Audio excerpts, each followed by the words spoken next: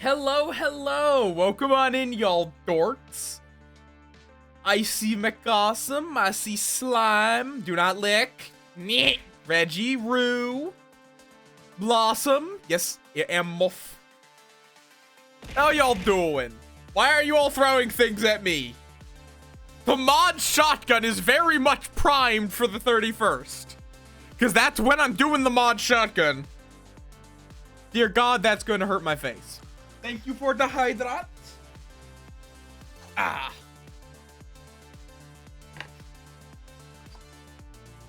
No noms. No.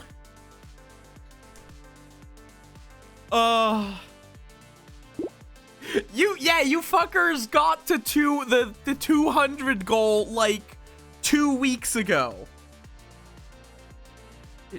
I don't know. Why does it not show up?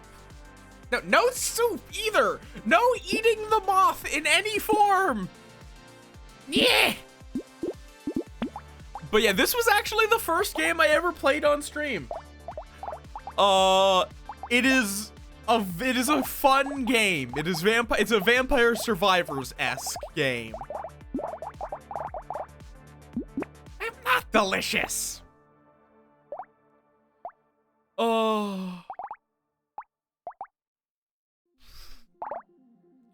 I barely remember anything about it though.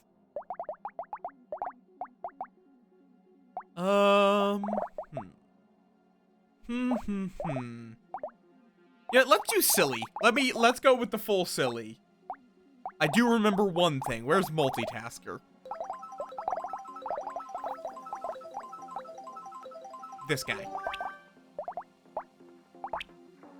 And I'm just gonna play on the lowest difficult. Oh, wow, that's interesting. That is very interesting.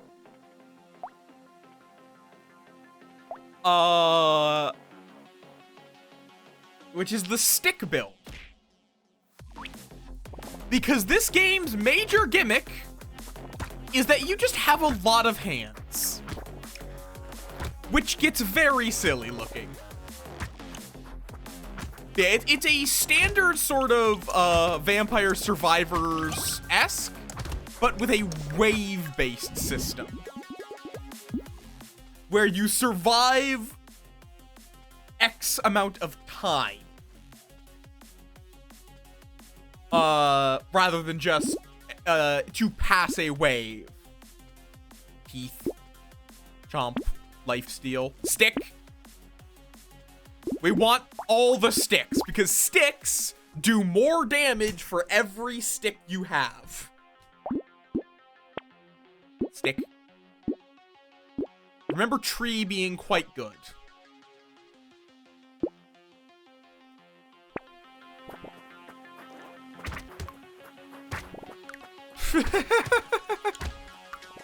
So yeah, the game gets very silly. Tree.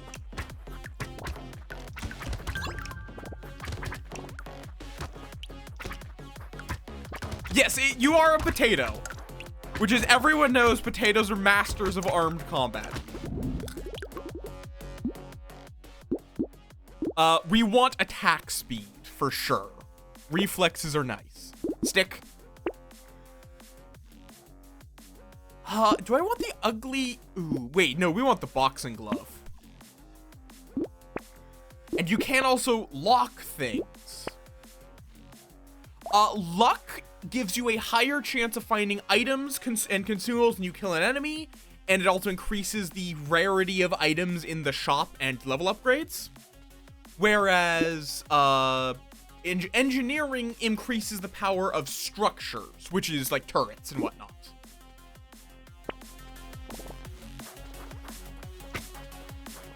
Because there's melee damage, range damage, and engineering. Yeah, the game is very neat. Neat. Okay, yeah, that chest there is a free item. Which this is also where quote number 1 came from. Because I had a quote bot the first stream I ever did.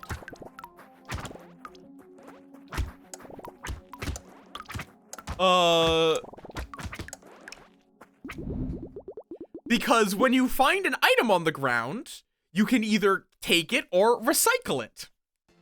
And I recycled a baby. Have fun, slime. I'm assuming you're still doing your RuneScape grinding, which armor just means you take % less damage. Yeah, see? Quotebot knows what it's on about. So this would mean I take 2% less damage, but also deal 3% less damage.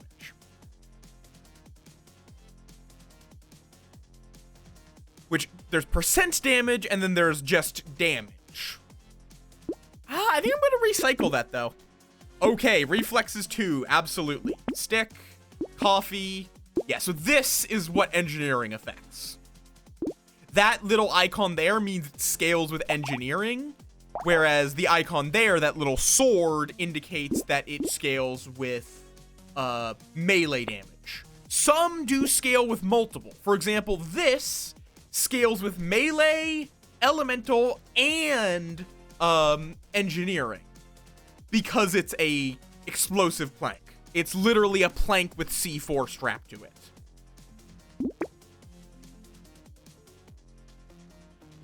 Oh, have fun! You also can combine weapons, which gives you a upgraded version. Remember Skibidi Baton? What? Silence, wench! Now, because I'm doing a stick build, I do not want to combine them. Just don't worry about Howdy. Howdy's just like that. Ow. Ow. Sticks do more damage for every stick you have.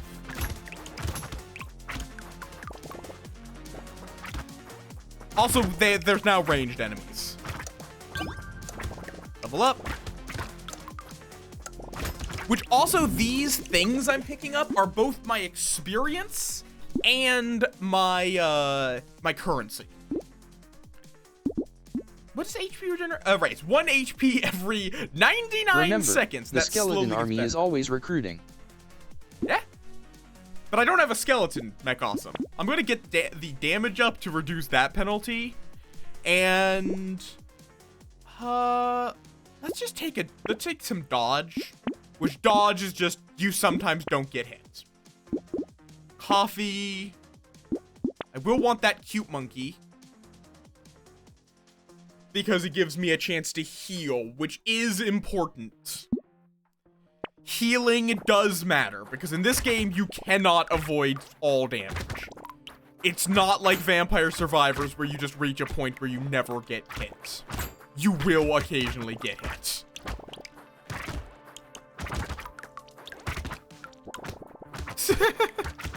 I guess not entirely incorrect. Trees. Which trees just give you a pile of currency immediately. And often have chests in them, because I guess people keep their chests in trees. Scared sausage. I guess, sure. It's at least worth more than the 10 I would give you. Range? Oh, right, no, you do not want to increase your range. I remember. If you increase your range on melee weapons, it slows down your attack speed, because they have to return to you before you can attack again. HP regeneration. Oh, that one's new. Or at least I don't remember it. Cute monkey. Don't think I want any of this. I love the gentle alien, because more enemies means more loot. Come on. One more. Stick. Yeah, garlic is so overpowered in that game. Like, literally just like, especially if you then also get like damage ups, like you can legitimately beat the game using just, like, beat a lot of levels using just garlic. most, because even projectiles, you can destroy projectiles. Yeah, projectiles are just enemies. They are literally just enemies that are thrown at you.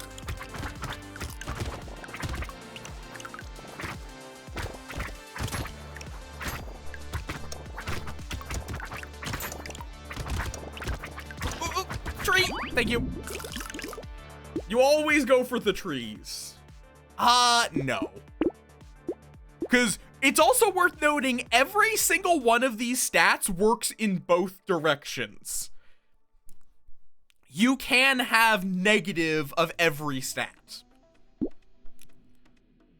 Reroll. I'll take the dodge. No, none of this.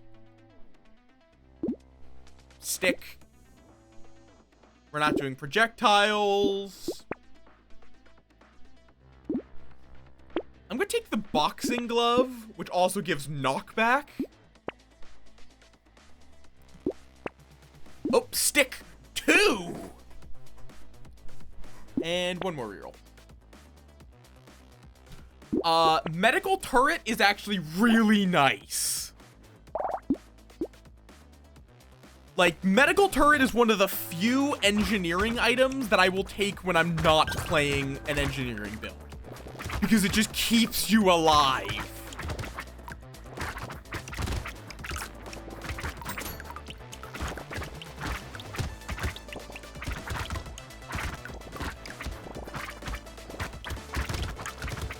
More sticks! Potato. Hi, Callie. Welcome on in. How you doing?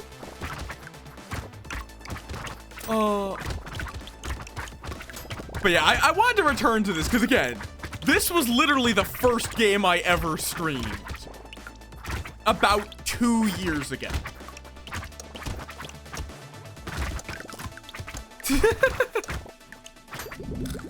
I can only hold 12 sticks. It's not that absurd. I'm just gonna upgrade my nose for some luck. And more attack speed. Bam. Cyclops worm because reduced range is actually somewhat positive. Blame probably Rue if I had to guess. Yes, almost certainly. Leather vest is amazing. Sure, this is bait. I'm curious what it means by special enemies. Oh, those guys, I assume. Those guys are scary, but just getting plus 8%. Oh, hey, Rue! Bean! Thank you for gifting a sub to Callie!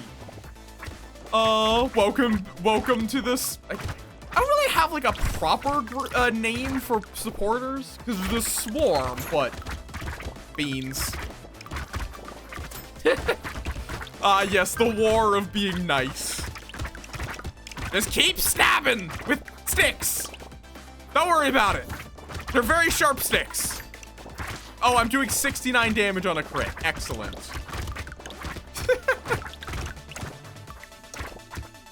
Pop.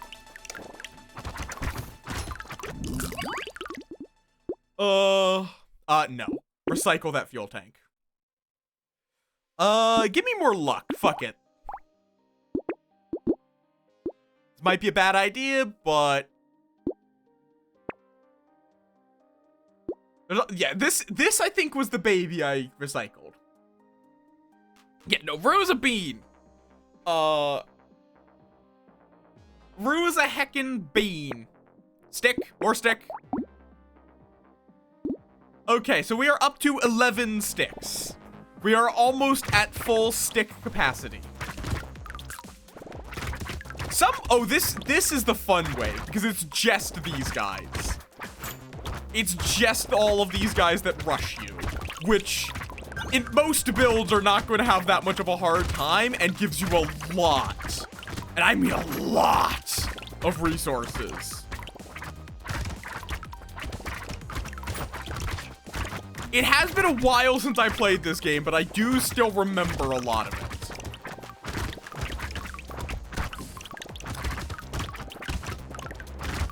It did also, like, just get an update today, I think. Or, like, maybe not today, but not long ago. Like, I had to update it this morning before I played it. Apparently got a DLC, which I do not currently own. Yeah, the luck gives you a lot of fruits, which is really nice. Okay, I guess sure, more luck. Oh, yes. Plus 16% damage. And there's another stick. Fuck the weird ghost.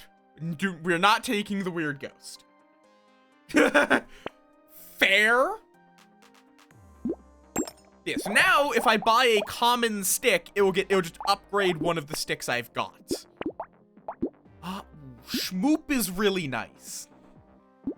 Yes, I lose 2 melee damage, but that also gives me a lot of max HP.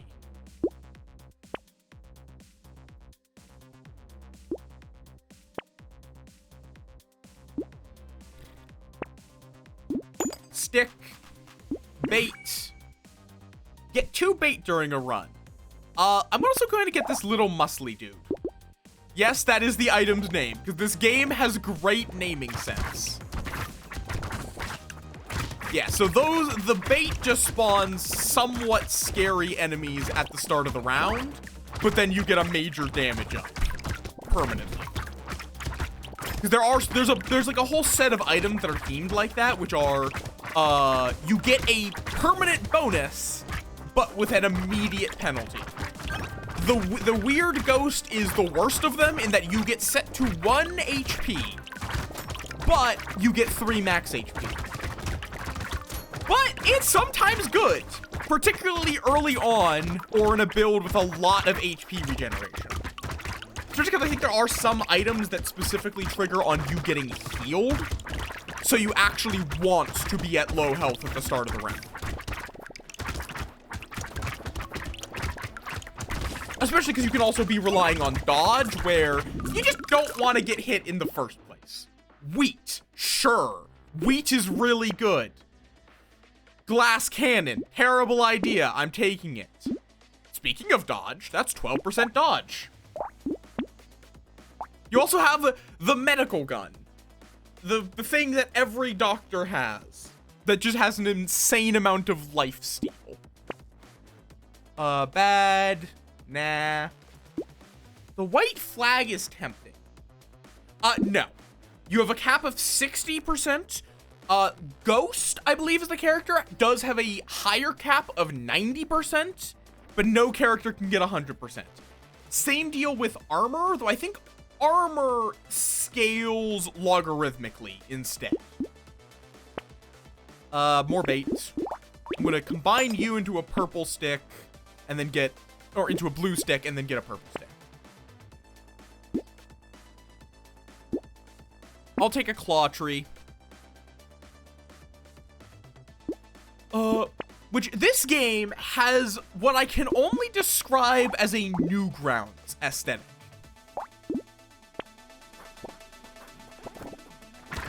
Like, that is the only way I can describe this game's aesthetic, is that it's a Newgrounds aesthetic.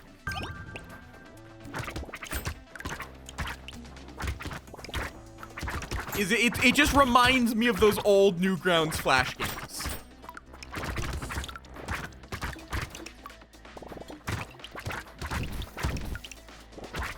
But yeah, there's also a lot of characters with a lot of gimmicks.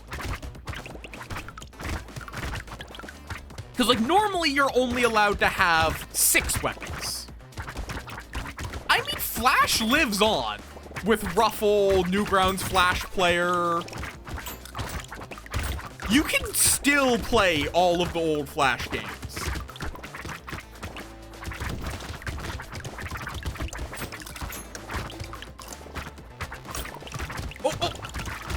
There was a loot goblin in there, which I was able to kill. Yes, I'm going to take that armor and max HP. I was taking too much damage, but I'm not taking eye surgery. I do not want my eyes to be removed. I can get better than that. Okay, 4 melee damage, sure. Bam, bam. So now trees die in a single poke. Oh, that's a purple stick.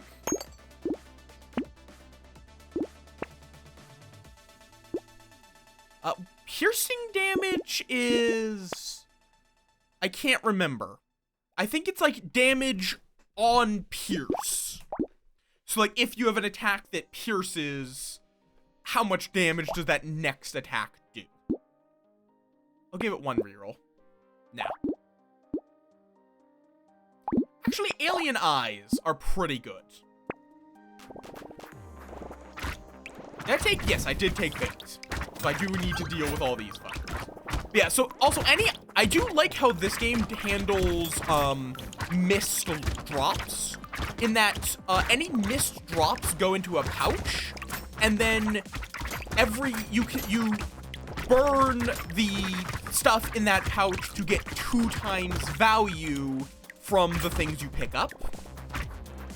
So it doesn't get just added to your inventory, but you still get the same value eventually.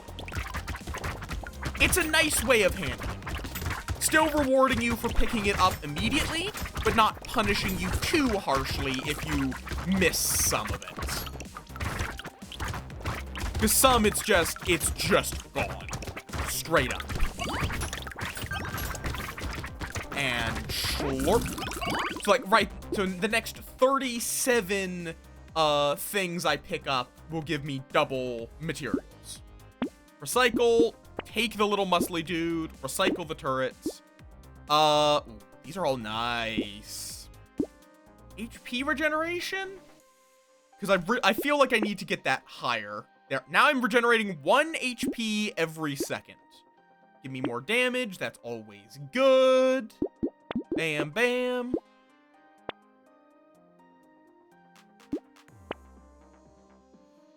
The only problem with the sticks is that you need attack speed because they are not exactly the biggest of weapons.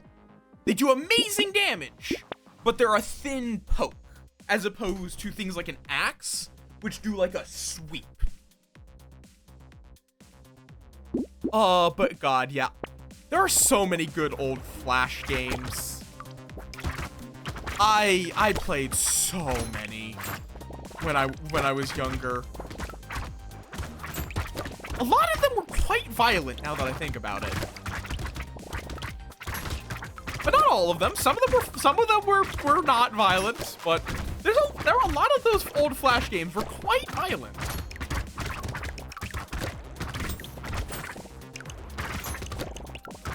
But you can do this game has a lot of fun builds. Like, you can do a turret build where you basically just cover the map in turrets. Which is so funny. Oh, right, also the crates count as, fruits. They just are fruits that also give you, an item at the end of the round. Yeah? I'll take a clover. I'll take a blindfold. Crown. I know that this does have an end. No, this is the baby. Do I take the baby with a beard? Do I take a baby with a beard? Because... probably not. I think I'll take the black belt instead.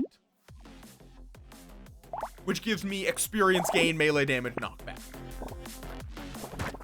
Oh, right. These guys. You don't want to necessarily kill those big guys. Because when you kill them, they outpops 3 small little gremlins that shoot projectiles. Which if you don't catch, can easily overwhelm you. Whereas the big ones are just these big targets that are barely even a threat. Oh, well, there was a money gremlin who is now dead. Who is now very dead.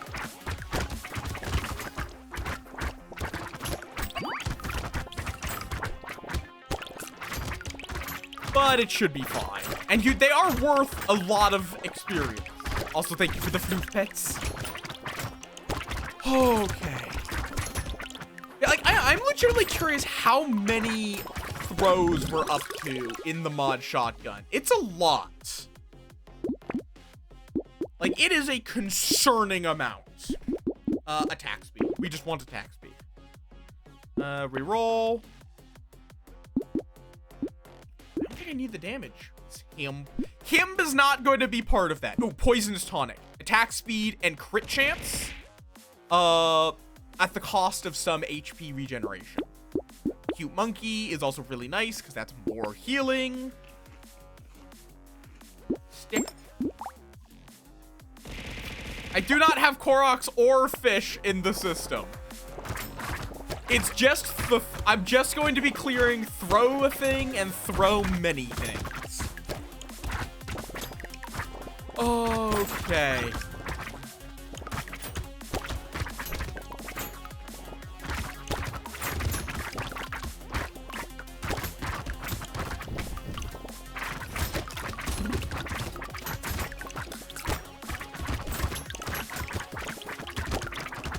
Violence.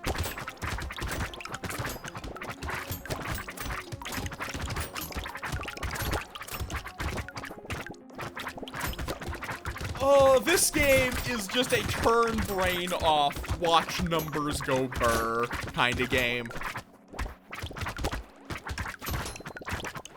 Because who doesn't like watching the numbers go burr? It's very Vampire Survivors-esque. Though I will definitely be cycling through. Sure, give me the alien baby. No. No toxic slow. Give me some speed up. Oh, tardigrades. Very fair, Rue. You have a good nap. Also, I'm gonna be swapping around through some roguelikes. I'm not sure what the other roguelikes I'll play are. I just know I'm not gonna be oh, right. I forgot about the nuclear launcher. I forgot this existed. It is exactly what it sounds like. We're not taking the nuclear launcher because that does not fit my build in the slightest. But it's really funny. All of these are bad. Yes. Cyberball is a fun one because it scales based off of your luck. It does more damage the luckier you are.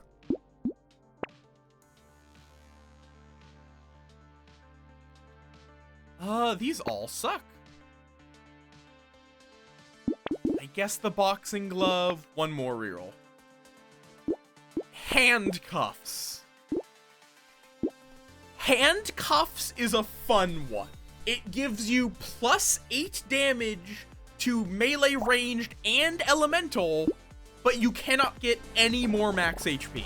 You are capped at whatever your current max HP is.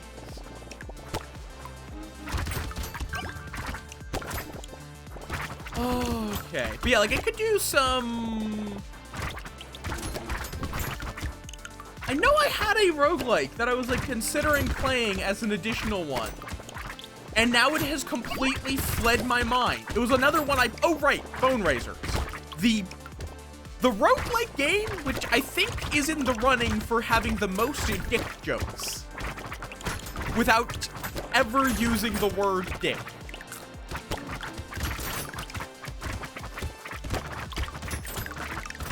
It's a lot of dick jokes. Using with necromancy. A lot of necromantic dick jokes. It's like an impressive amount of dick jokes.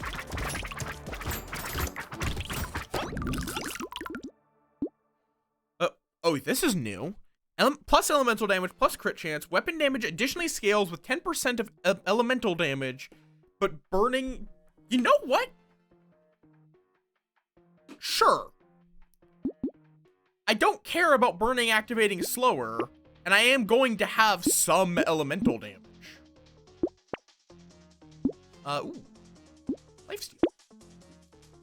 That's, ooh. Wasp, friend. Wasps are sort of friends. Sort of. Kind of. Ooh, community support is nice. The more enemies are alive, the more damage, the faster you can attack. Which, y'all have seen how many enemies spawn. That can be a lot. You can get a stupid attack speed with that. Because I don't think attack speed is capped. I'm surprised. Did I never? I feel like that achievement just wasn't in the game when I was playing. Because I don't think I've played since it hit 1.0 release.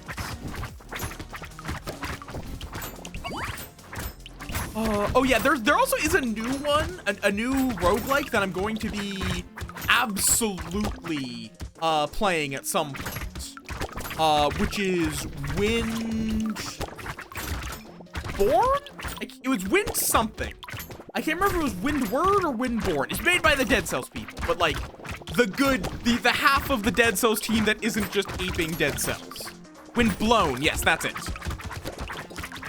Bro, go sleep. It's another it's made by Motion Twin, who made Dead Cells, and it's furries.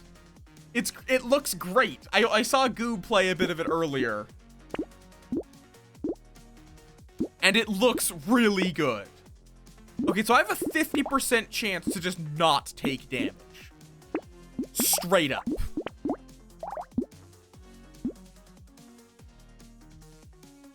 So I'm close to the cap on dodge, which the stat can go higher than 60%, but you will never have higher than a 60% chance to dodge, barring something that increases the cap, such as Ghost just existing. Because Ghost's whole gimmick as a character is that they start with high dodge, and they get a higher dodge cap. They start with negative 100 armor, which means they take like doubled or tripled damage from every enemy. And you're not going to get to repair your armor. So basically, if you get hit, you're dead. So hope you can dodge every hit.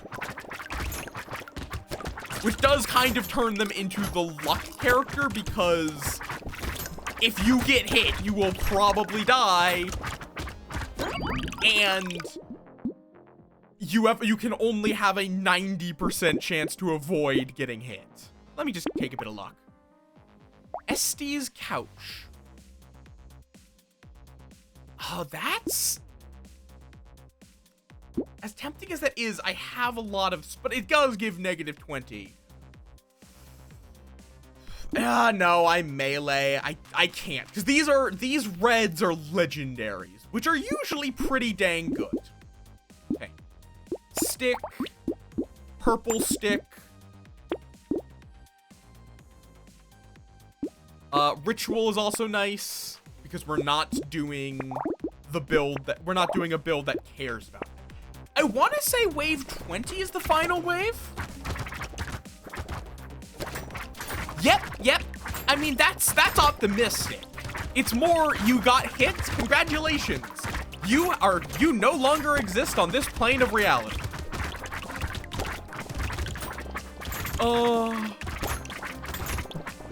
Like...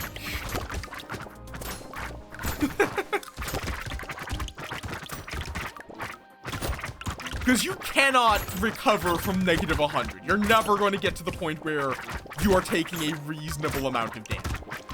You can sometimes take, like, a hit. Which, if you can get to that point, you're usually pretty good. You then just get all of the HP regeneration, so the occasional hit that actually hits you, you can recover from fast.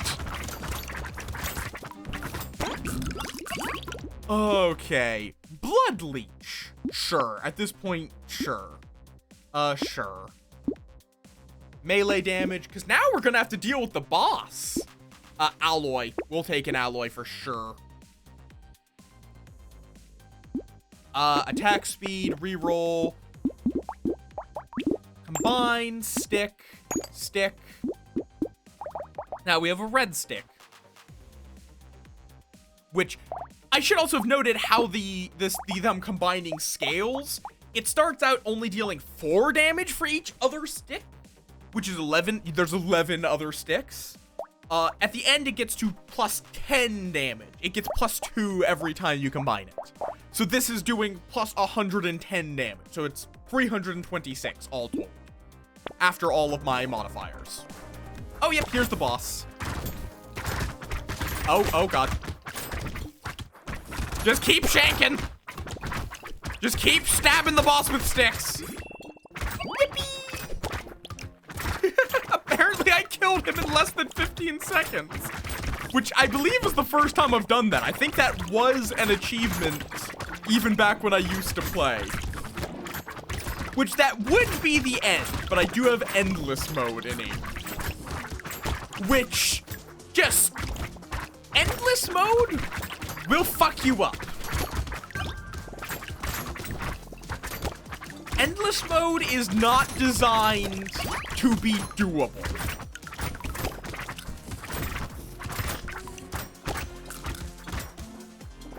Endless mode is designed to make you regret playing. Where very quickly you cannot afford, unless they've changed it since I used to play, but you very quickly become unable to afford new upgrades, and then it's just everything keeps getting tougher.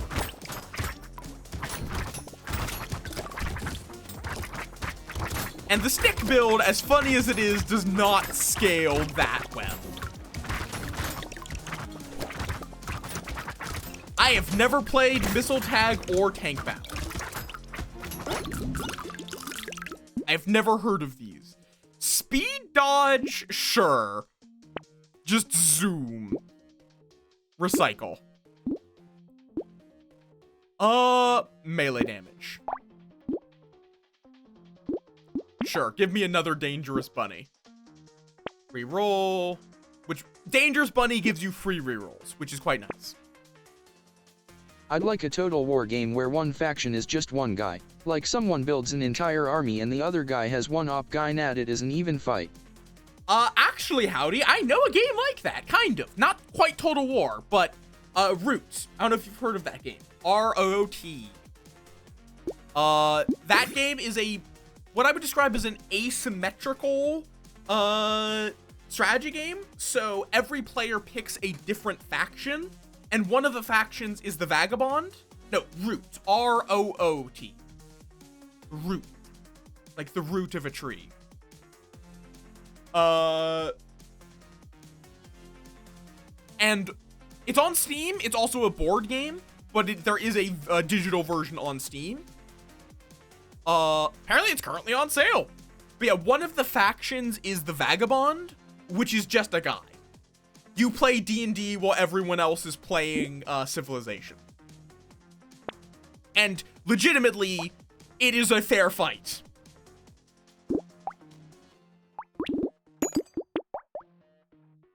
Why did I do that? That made no sense to do that. How I did that. Oh, yeah, no. It is neither of them. It is the enemies are playing Missile Tag Tank Battle, and you are playing Guy with a Stick at some point. There is a limit to how far you can scale. Unless they've changed it.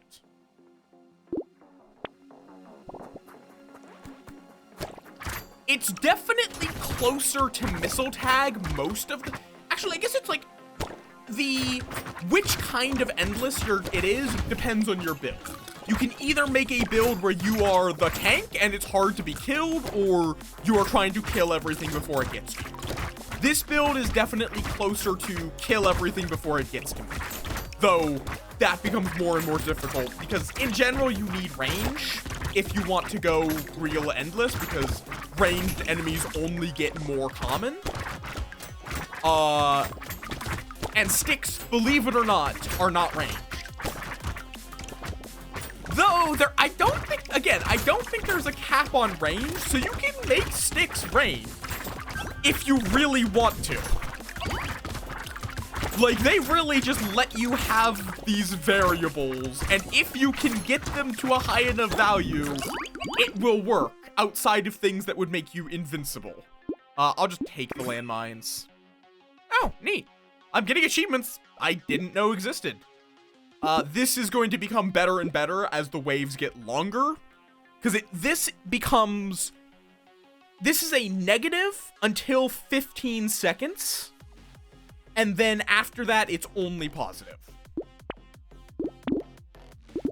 Give me the armor. I don't want to be, at a negative. So now dodge is at max. Bit of luck, because we do not really care about elemental damage. There's another stick. I'm just gonna combine 2 purples. Oh god, that Greek fire with a proper build seems like it could just be you win. Because it's based off of enemies' current HP. Like, that was not an item when I used to play. If you can get 100 ticks quickly, you win. Because there are items that speed up how fast, wow, my brain just went blank again. How fast burning ticks. So I think legitimately, if you get a Greek fire build, I guess maybe they made Endless less brutal, because I remember it pretty quickly becoming very brutal. So maybe they've toned it down, because I will be honest, I didn't like the old Endless. I want to be able to see how stupid I can make a build. I don't want to just stop being able to buy anything. If you're going, like, make the enemies brutally difficult. Make them do absurd amounts of damage, but the thing I really hated was they made the shop scale exponentially. The shop prices scaled so fucking high that even with a build centered around money generation, you stop being able to afford anything. Like, I think I saw items that costed 100,000 or some shit like that. Item drops. Yes, this was the first game I streamed, so I'm coming back to it because affiliate anniversary. I gotta take that banner, but I'm not taking that. I literally don't benefit from it. Don't benefit from that. Yeah, it's great. It's been a while since I played. Like, item drops, you could, but that wasn't enough, particularly because item drops are random. You're not really, they're all, you never really get the ability to do anything more than just take it or leave it. Yeah, that's fair. I've never actually played a Dynasty Warriors. Okay, more Alien Eyes. Alien Eyes is pretty good. Oh, they added a new version of this. Shackles, plus 80 range, plus 8 HP regeneration, and plus 8 engineering, but your speed is capped. Because when I played, handcuffs was the only metal restraint. That would be hell incarnate to balance, but it would be interesting. We do need that attack speed. Yeah, that's a lot of that genre, surprisingly, because, like, there's also Hyrule Warriors, was a whole thing. But I am surprised by how much the, like, Zelda franchise is branching out. I still have problems with Nintendo, though, in all honesty, I more have, most of my problems is with Game Freak. Oh, kill, kill, kill. Do not let the eggs finish. Ever. Never let the egg finish. Do not on the antenna.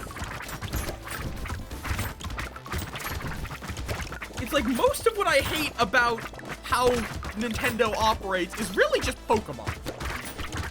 Now that I honestly think about it. Or was that just the mid-elite? That might not have been the final boss. Maybe that's why it's not scaling as absurdly as I remember it. I'm not doing explosions. I love coffee. I'm not doing projectiles. Ooh, we got an all legendary.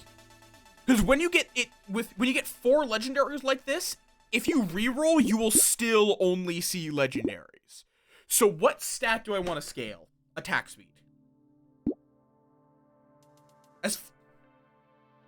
Oh god, yeah. Yeah. Nope. We want attack speed. There we go. Reflexes. 120%. Poisonous tonic. Gimme. No. Fuck you, ball and chain. So yeah, they've added a lot more, like, items in certain themings. Which is neat.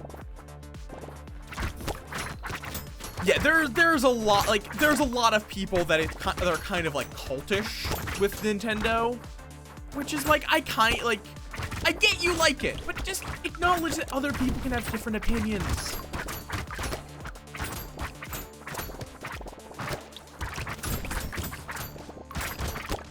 Rax, you've played this. Do you remember how many waves there are before the final boss? Because I don't.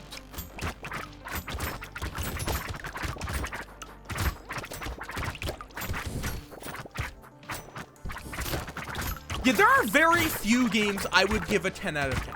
Because here's the thing, to me, a 5 out of 10 is a solid game. If I am giving something a 5 out of 10, it's an alright game that I would play. It's not like a game that I will recommend to everyone, but it's fine. Sure, Baby Gecko I'll take. Honey. Why is the honey explosion oriented? I'm not gonna take the explosive honey. Fair enough. It's a great game. You know, I'll just buy that. Oh, get 3 tier 4 weapons at once. I swear that was not intentional. Oh, big arms. Bunch of knockback and melee damage. Also another medical turret. We want both of these. Wave 25. Yeah, I can't remember if that was the mini boss. Oh, yeah. But yeah, there's a lot of things like that where I like X, but I don't like the community around X. Which that does happen occasionally where it's like, you know, like Inscription. Inscription is a game that I love. I truly love the game, but the community is just weird a lot of the time. I think there's a lot of kids in the Inscription community.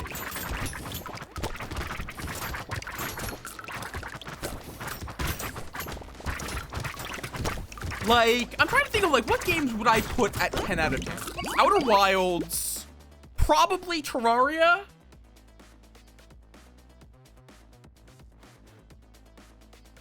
TF2. Like, TF2, okay, TF2 is a game I would say 10 out of 10 considering its age. It is not a 10 out of 10 by modern day standards.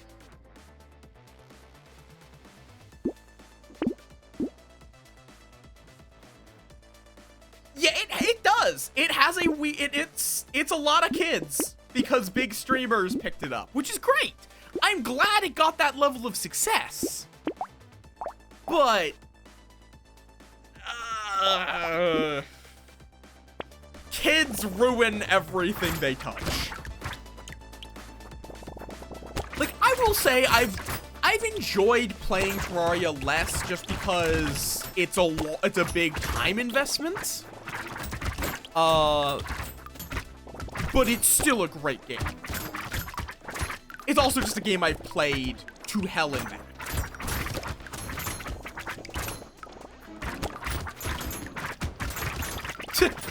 fair. I can definitely feel you on that. It is not oh, that hurt. Yeah, we are starting to get to the point where enemies hurt.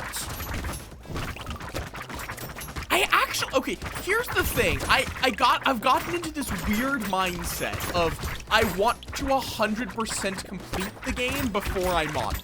And I know there's no good reason to think like that. My brain is just like, yes, I want to get all of these achievements done. Yes, we want the cute monkey because we don't care about range damage. Yeah, I'll take the little frog. Yep, mastery for sure. Medical turrets. I guess let's start scaling our HP. I probably sold mine or used it to craft a thing. I don't usually keep around my Steam trading cards. Deep Rock is definitely really solid. Yeah, it's like Terraria, I still need to get 6 achievements. And some of them are things that I've done, but were not achievements when I did them.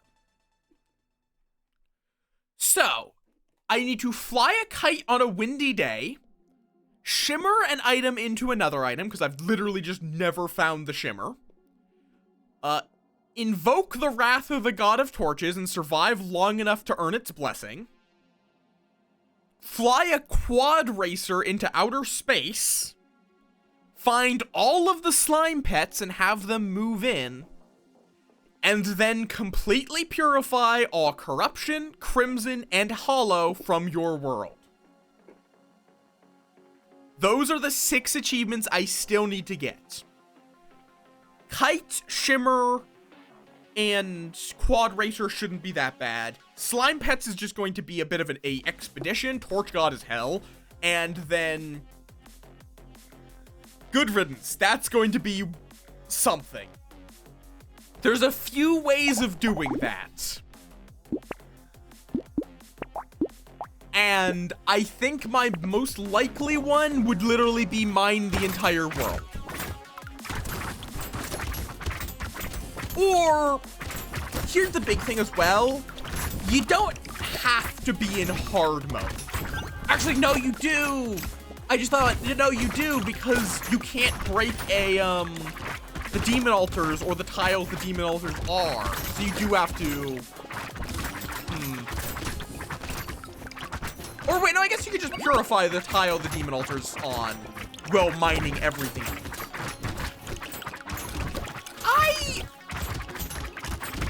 I get that. I definitely do get that feel of like... There's definitely some games where I don't really care to mod them, even if they become great experiences when modded. But some games, I just like... particularly games that are very gameplay-oriented, like Terraria. Let's be honest, does anyone even know what the Terraria lore is? I do, because I'm a massive nerd. But most people will not. You know what? Let's see if I can get long-range sticks, just for fun. Literally, just because I think it would be funny.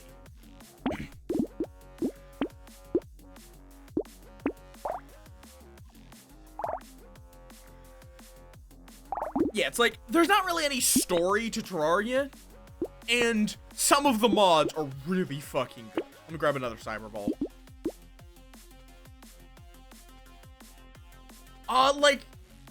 The story is, like, there is some shit with the Moon Lord, the Moon Cults, trying to bring him back after he got injured, and, like, the mechanical bosses are prosthetics for Moon Lord.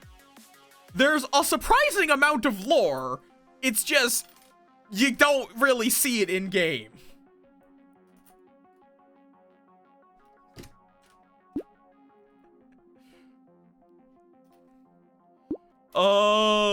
Because it doesn't matter. It's a game about its gameplay. So I like Calamity is a big one. Magic Storage I like just because it makes the storage management less hell. Also, we're about to have ads. Yep.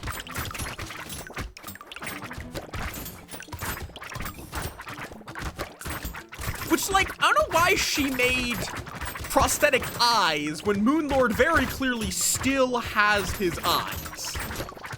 Like, a major part of the fight with him is his eyes. Like, that's one of the things he does still have. Like, she basically made all of the parts. Oh, well, I'm dead. But, okay, so 20 is the win. Oh. Okay, that's a bunch of characters.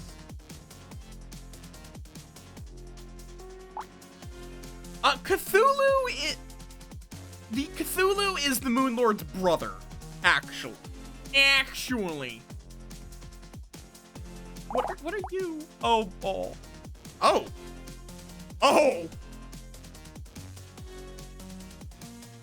Like, literally, canonically, he is Cthulhu's brother. Jack. Interesting. He's just focused on dealing with big, tanky characters. Renegade is just lots of projectiles, no melee damage, and no damage. What the fuck? The fuck is that character? Techno Mage. You start with 2 turrets. Structure attack speed for every permanent 1 elemental damage. Huh.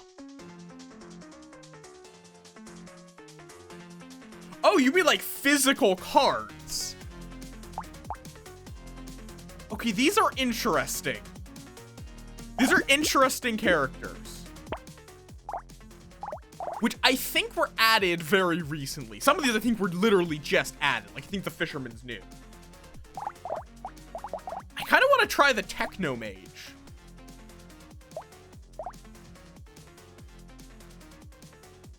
You start with 2 turrets. You get extra attack speed on your structures for every elemental damage you have. And you get elemental damage for every structure you have. So it's just, but he gets less experience, less melee, no melee damage, and no range damage increases.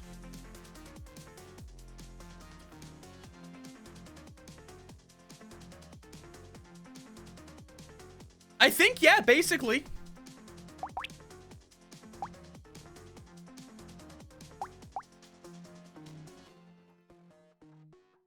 And, we are absolutely going to be going structure build, of course. So, wrench, I think. Yeah, wrench. I just want turrets. I'm gonna wait for the ads to be over. Also, I'm gonna have a swig of water.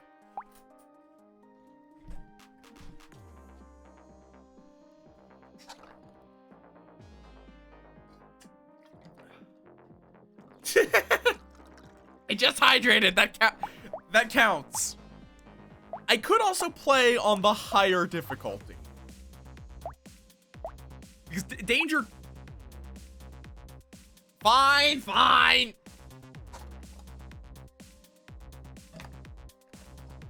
There's your double water swig.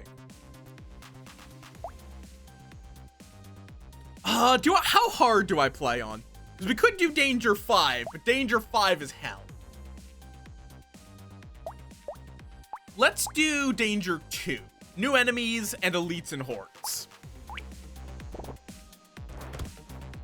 I will bonk you. You can see very clearly with the wrench, it's like a wide swing. Because that's the downside of sticks. They are they're pointy. They're spears, not something you can swing. Yes, I'm gonna bonk you again. Raunch. Okay, give me the lumberjack shirt because that's just good. Wrench and screwdriver.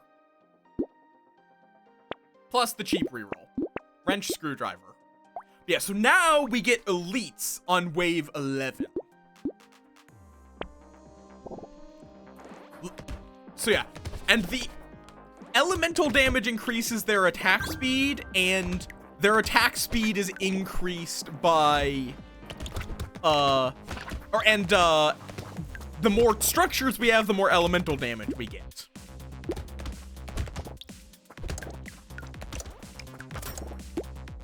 which is that in secondary? Okay, but it does have to be permanent attack speed, permanent elemental damage, meaning it has to be from items, not from the passive. So I should not bother with landmines. You'll be fine. Give me a nose. No screwdriver. We just want wrenches. Reroll. Okay. Mutation, absolutely. Wrench, absolutely.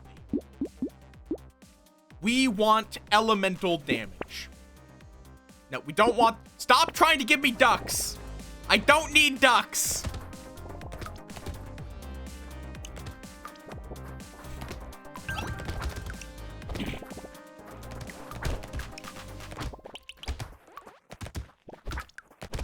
Okay. Because, yeah, well, I have 12 elemental damage. That doesn't actually do anything. Because, we don't have any way of doing elemental damage. Though, I guess technically the landmines, I think, do elemental damage. I don't think that's a thing. No. Recycle.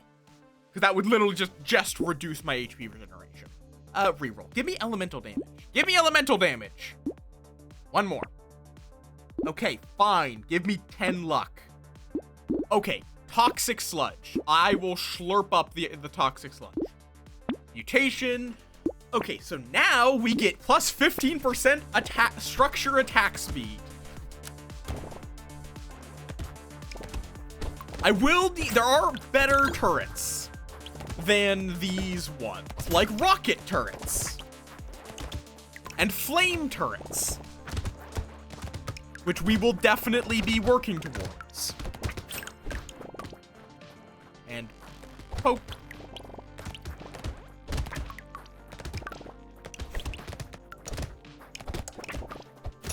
Yes, Quack? You keep just popping in and saying, you! Why? What does this mean? I don't care. It's a duck! Run!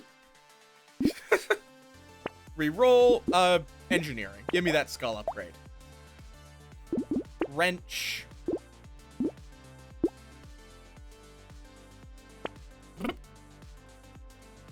Yes, eye surgery. Gimme.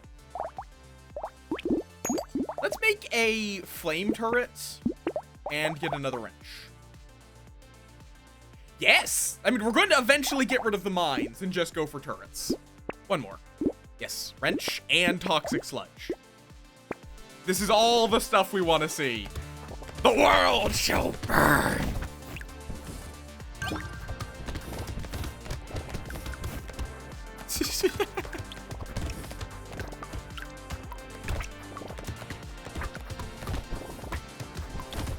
I love summoner characters. If you let me summon things, I will. Like, when I once in a blue moon play Path of Exile, I will play Necromancer. You cannot stop me.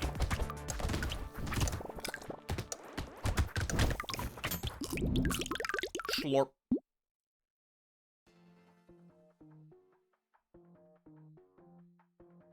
I mean, fair enough. They could just hire more people. If that's the problem, is they don't have enough people. Recycle that. Brain. Yes, upgrade my brain. Oh, Oh, okay, yeah. We take the tractor.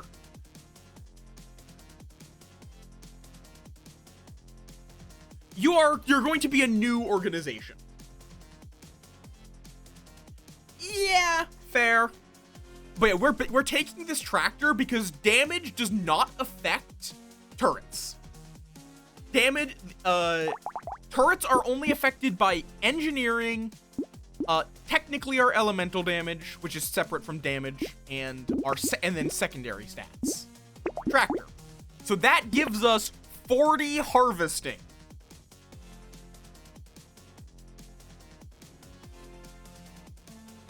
Okay, so this is how they handled harvesting being kind of broken, because harvesting increases every wave, increases by 5%. But now they've made it be that after wave 20, it just starts decreasing. Also, is that accounting for, yeah, there's education. How is the China version, like, what makes the China version different? I'm guessing skeletons are probably censored. Maybe zombies too.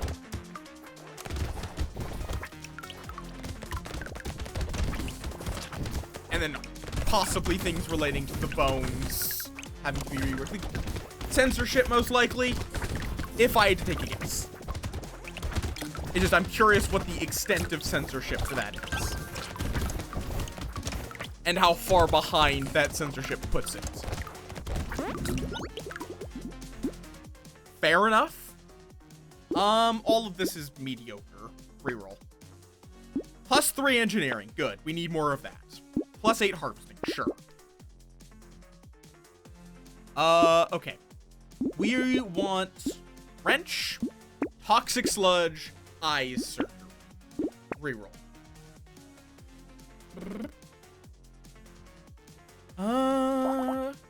Yeah. Baby gecko? Yeah, give me the baby gecko.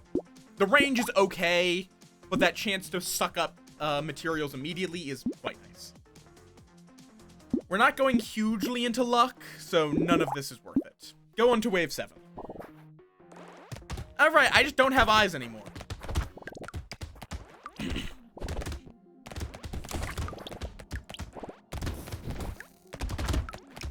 That's what eye surgery does. It just gets rid of your eyeballs. Because every item does show up on your character.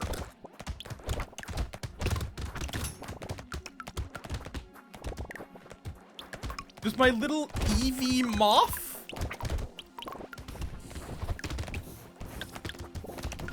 Oh, that is just, no, that is just, stretch. Like, that is him asking for stretch. Or, I guess Zoomies also does clearance, technically. Or should, I don't know. Oh, wait, tree, give me tree! Thank you. Recycle, that's worthless. Medical turret, yes, please. Oh, okay. Oh, well. Oh, okay, well, he's dead. You gave it too much caffeine!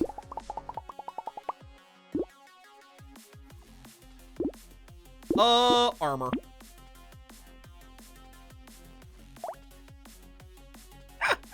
I had too much fun making things. Ooh, yes, this.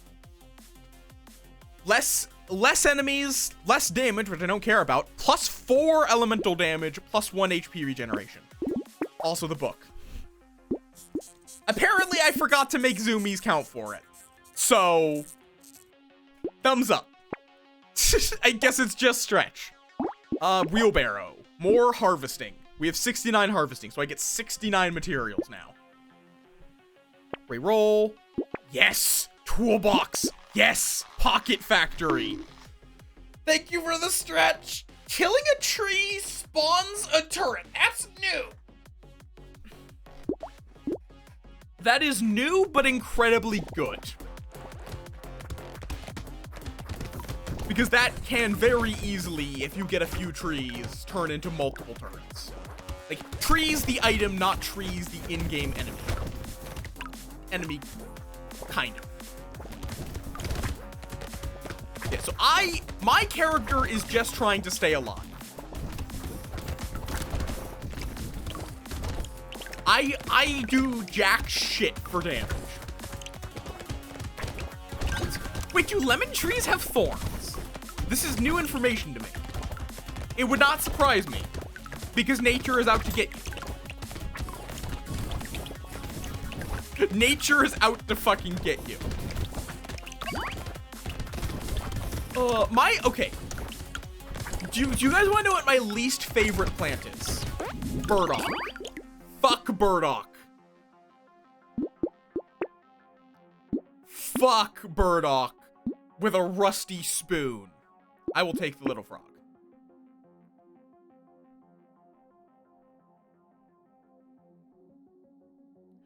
Okay, that seems like it'd probably be fairly sizable. Let me get a little more armor. Burdock. Burdock. They are a horrible, horrible plant. That, it's like they look kind of pretty. But they are, like, this is burdock when it's healthy. Or not healthy, when it's, like, in full bloom. And that's fine. That's perfectly reasonable. What really makes burdock an asshole is this. When the fall hits. Those will grab onto you. Your clothing, if you have a dog, you'll grab onto their fur. Oh, and if a single one of those giant balls touches the ground anywhere, they will come back. We spent like 2 separate seasons just trying to get rid of it, and it just kept coming back. It did not give a shit. It did not matter how much we removed. It just kept coming back year after year. I imagine that where I grew up probably still has those same burdock just being there like an asshole.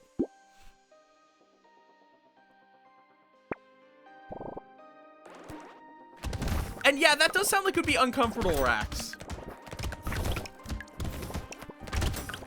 That sounds like it would be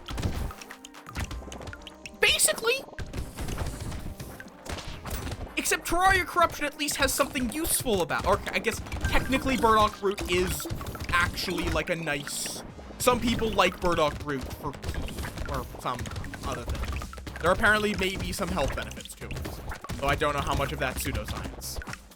I still hate burdock. I will never like burdock on principle.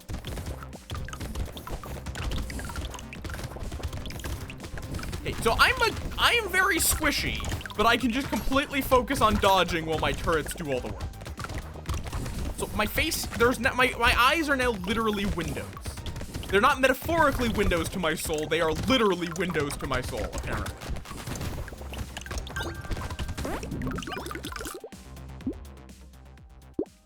Okay, get me some, honestly, just give me the max HP.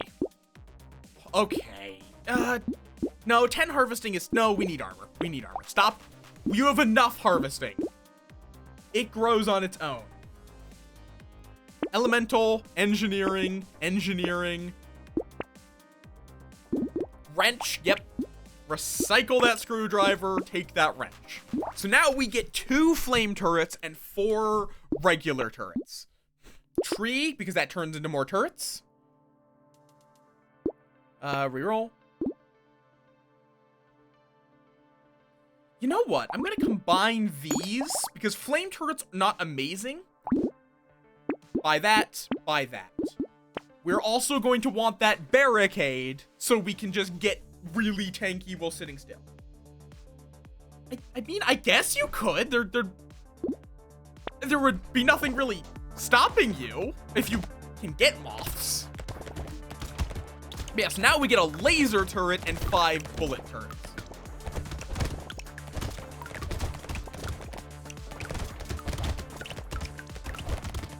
Slime, is that like a reference to something that feels like oddly specific? Or is that like a tea flavor?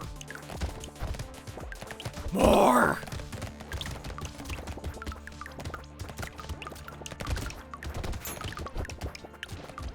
More turrets. More.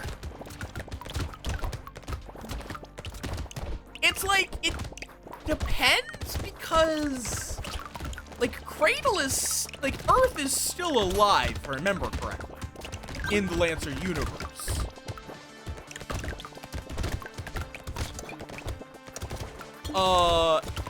And moths would get everywhere. Trust me. Interesting. Root beer is pretty fucking based. Shmoop is really nice. Barricade's really nice. Reroll. Laser turrets. That just gives me a free laser turret. Straight up. Just like, because wrenches are essentially a way... Oh, that's the elite, by the way. Oh, it's the egg-laying elite, who is an asshole. Because he just runs around shitting out eggs, and you have to kill them, or he will spawn some really scary enemies.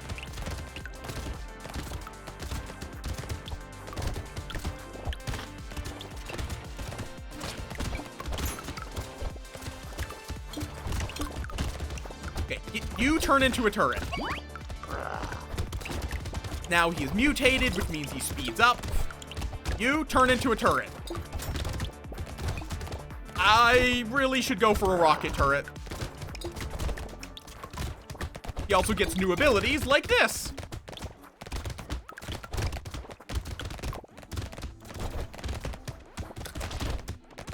At least I have the med turret over here.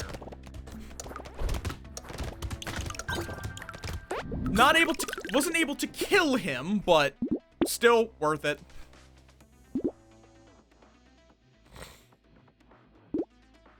Fuck it, I'm gonna go for dodge. Oop, bag. Bag is incredibly good. Dangerous bunny's good. Reroll. Oh, fried rice is tempting. Give me the wrench 2 and the fried rice. Mouse friend! It's Owen! You know what? I'm just going to turn this into a rocket turret.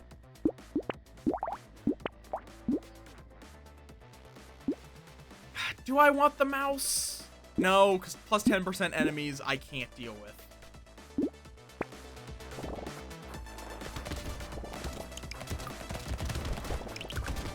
Yeah, so now somewhere over here, we have a rocket turret. Which just spams out rockets. At quite the high velocity because of our increased turret attack speed. Which is nice, especially because it does area damage. Which is something we were severely lacking in before. The end goal is going to be for everything to be, for all of my wrenches to just give me rocket turrets. As difficult as that is to achieve.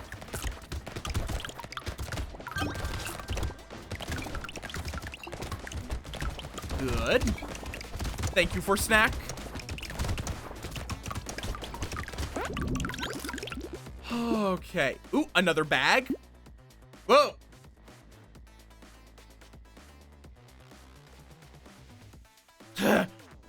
I would be surprised. Like, in all honesty, moths will survive. Moths are hardy creatures.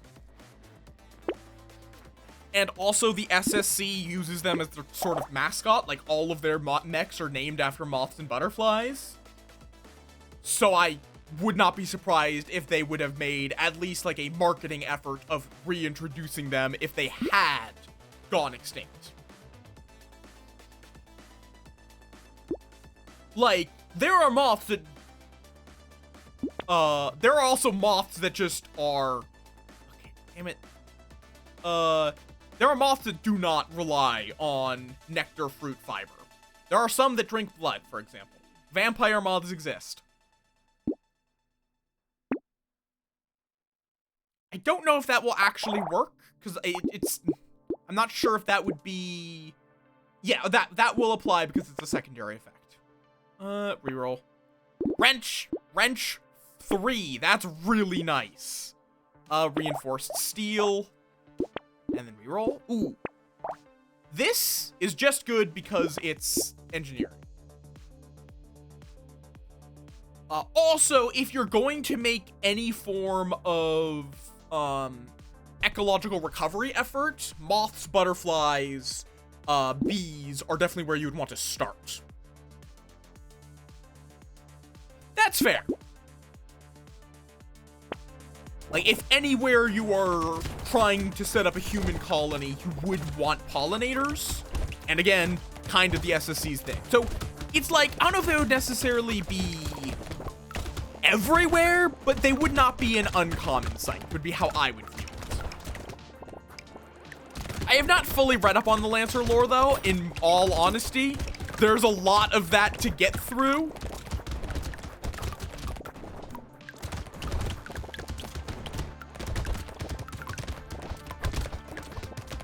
But yeah, like, insects are hardy as fuck. Partially just because they have such low, partially weirdly, part of what makes a lot of bugs hardy is the fact that they have such short lifespans. Because they will just adapt. We don't care.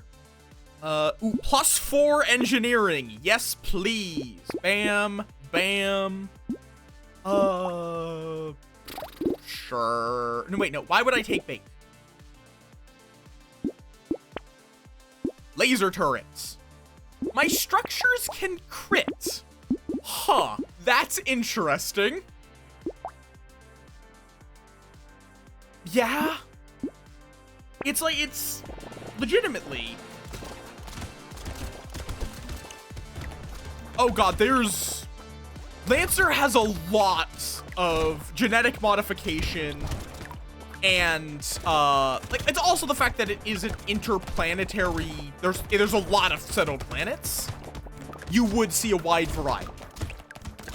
And it's also just like, even if the Earth moths have died out, convergent evolution would mean there would at least be moth-esque things. Good, good. One of us.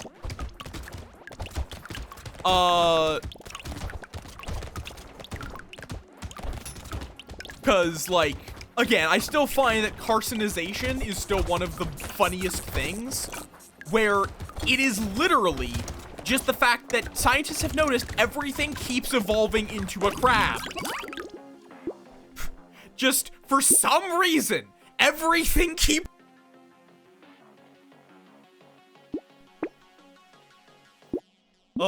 Wrench, pile of books, pencil. Almost certainly, because again, alien worlds. Wrench, wrench. We also want the clockwork wasp for that structure attack speed. Okay, this is what I love about turret builds, is they just keep getting sillier.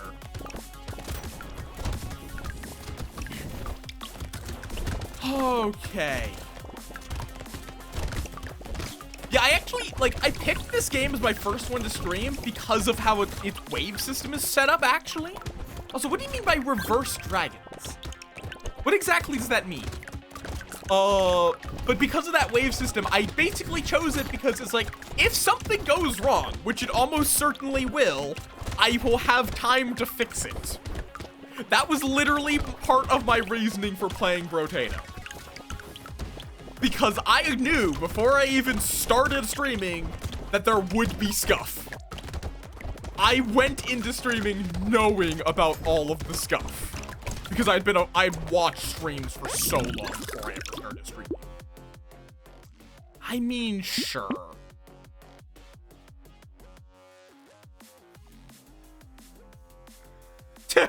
Yeah, because early mythology dragons were not well described, so they wound up being kind of used as just fearsome beast that a hero must slay. No.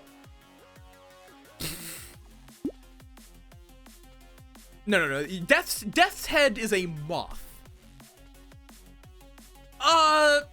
What exactly do you mean by a dragon mech? As in a dragon-styled mech, a mech that is a dragon, or just a dragon? Because the system does allow for a mech, for a monstrosity to exist, which would be a dragon.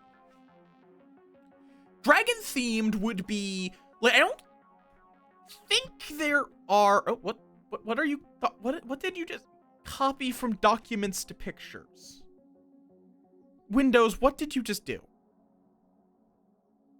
Why did you move Uplay's saves from documents to pictures?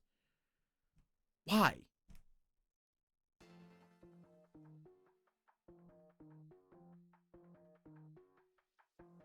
Okay, sure. Yeah, it's like they are. Hi, ET.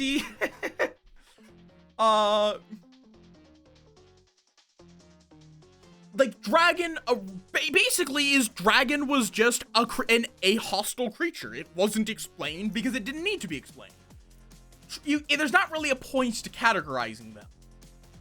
Now, it can be interesting to categorizing them in your setting, but there's no way to categorize them in general. You can't say, oh, a wyvern is this many legs, this many wings. There are some tendencies, but a lot of those are just working off of D&D's dragon system, or just fantasy, high fantasy. Not necessarily, but there's plenty of examples that break any rule you try to say, because there's no central authority of dragons. It's like, I'm trying to think, because if there was a dragon, it would be a Horus mech, almost certainly. I don't have all of the CompCon infos saved. Yep.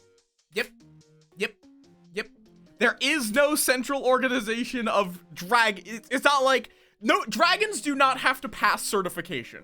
If you try to make a dragon get certified, it will just eat you. That's just what it will do. Lancer mechs. Let me just look up. There has to be a wiki somewhere with all of the mechs in one place. Let's see. Is there a dragon? Okay, this only has the original ones. Are you talking about IPS Northstar? Because yeah, theirs are kind of, but I feel like that would actually kind of be going against their theming. Let's see, does this have the more up-to-date? Let's see, because I'm looking for the Lich, because the Lich is a later one. Nope, this doesn't. Wait, what the fuck is a Como Lungma? Oh, right. Yeah, here's the big thing. All of the CompCon info is free to download.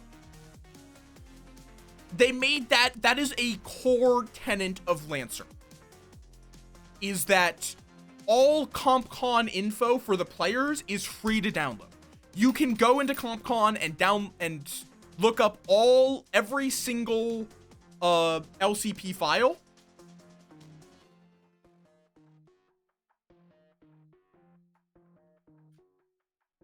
Yeah, it's like there is no point to categorizing. Yes, people will be more likely to recognize something with 2 legs, 2 wings as a wyvern, but you can call that a dragon regardless.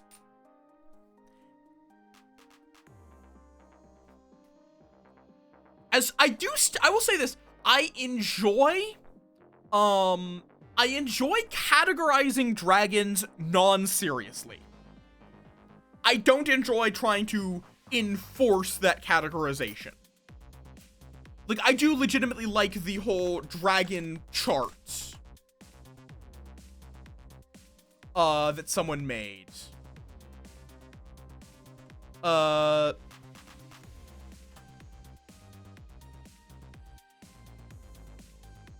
Which, like, those kinds of things it's neat to look at.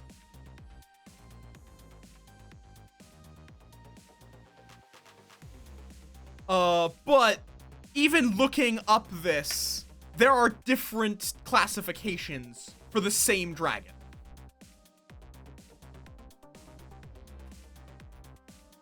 That honestly surprises me, and I feel it might be as well that it could be exotic. Yeah, no. Yeah, like, those are still dragons. If they called it a dragon, it's a dragon. Because, yeah, like, it's also interesting if you if you make it for your world. I think it is interesting to discuss, like, think about world building. And that can include defining a draconic, architecture like that. But because there is Hydra. There is a Hydra mech. Under Horus. Which is arguably a type of dragon. Because, yeah, that drone mech, Orochi drones, which you did spell it right, it's from the Hydra mech.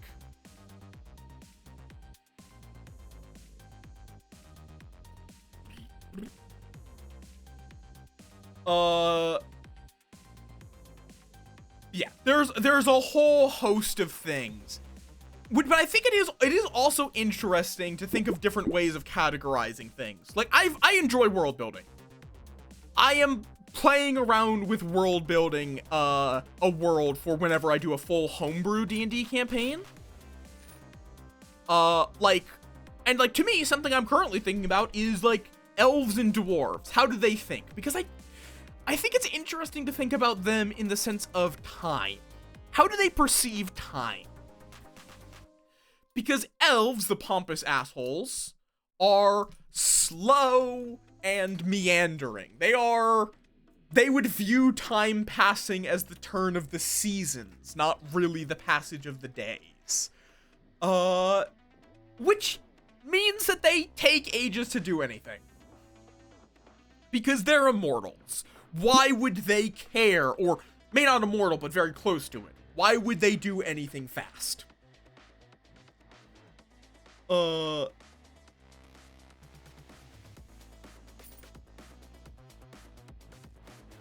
Yeah.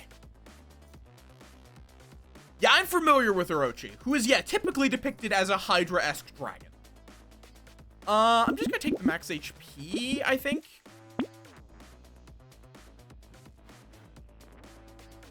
Clockwork Wasp.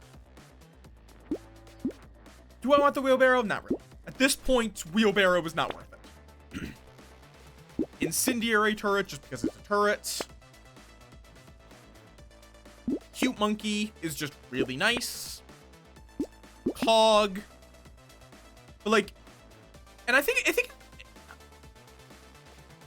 dwarves, I like, also, did I say hi, Itty? Hi, Itty. How you doing?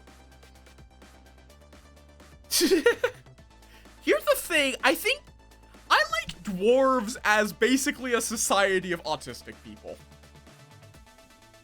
That it's like, kind of, I think dwarves would really just operate on a principle of, dwarves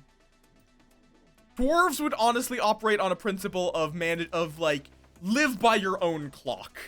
Because they are also very long-lived in most settings.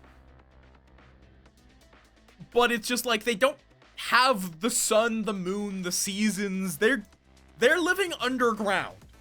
They don't really have an external thing to tie their time to. So they just kind of spend their time doing what they want.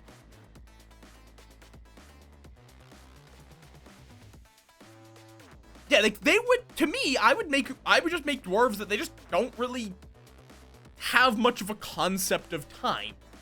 It's just they're doing what they're doing. Bam.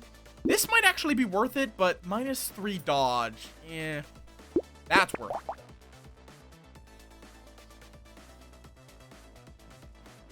Yeah, I would agree on that, Howdy. Elves, like, dwarves broadly got just the general trope of being mountain faring, like, they live in the mountains and they're industrious. Those are generally the tropes associated with dwarfs. Whereas elves got very locked into a lot of things. Nature loving, which is a lot more limiting than industrious. They are generally kind of pompous assholes. To me, it's just kind of, I think dwarves just kind of live as, do what the fuck you want. So like, some of them spend their entire life just learning how to be a better smith. Some of them spend their time partying, and neither of those are viewed as wasted lives to dwarven culture, because time just doesn't matter to them. Because especially if they are a culture that developed underground, that they aren't just like a people that moved underground, but they actually developed underground from the get-go. Why would they bother with a watch, a clock, or anything like that? Why would they wouldn't have anything to measure their days?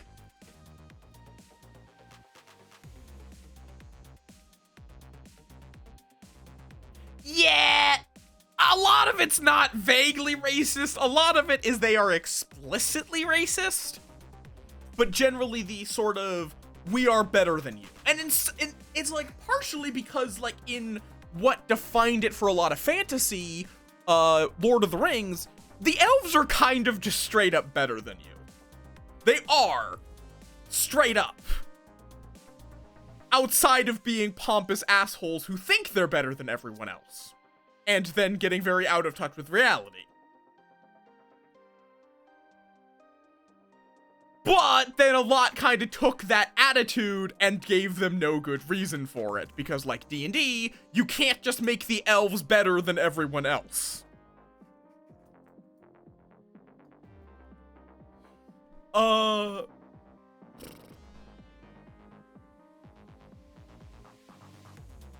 Yeah!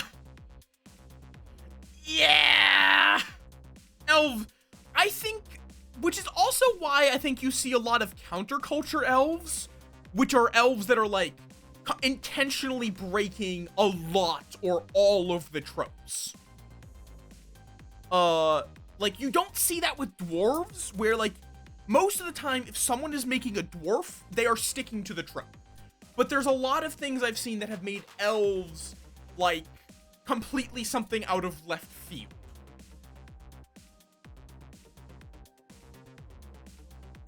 Yeah. That's literally, in Lord of the Rings, they were like, kind of like the closest thing the setting had to, like, an angel. I guess other than maybe, fucking Gandalf and the lot. Oh, yeah. Yeah. I mean, yeah. I mean, even in Warhammer and Elder Scrolls, though, they are kind of, like, notable as I guess, not in Warhammer. In Warhammer, everyone's racist, other than the Tau, who are still kind of racist.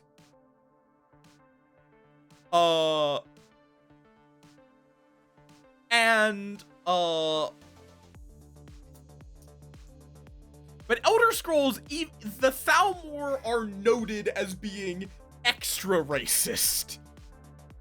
Though then you have the Stormcloaks, who are also really fucking racist. Like, fuck the Stormcloaks.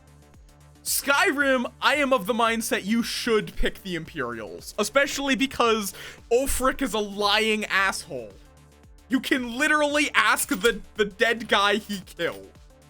He's lying. Hi,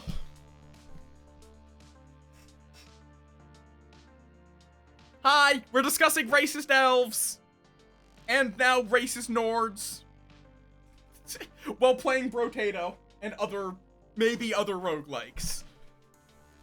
It's just like, ultimately the Stormcloaks are a bunch of racists using their traditions as an excuse to be racist. Quite possibly, because in all honesty, like,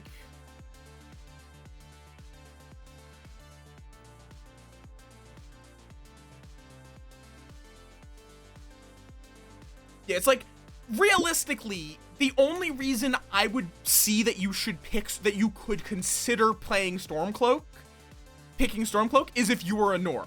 Because they are a complete asshole to you. if you are not a Nord. There is never any indication of them ever consider, like, I don't think there is a single quest, even gameplay-wise, where they consider, where they really are treating a non-Nord as an equal. They're at most, like, a tool. It's just, like, the Imperials are imperialistic, expansionist assholes. But they are fair imperialist, expansionist assholes. In that choice, if I'm going to make a choice in that civil war, I'm going to choose the non-racists. Or at least less racist group. Especially because I am typically not playing a Nord.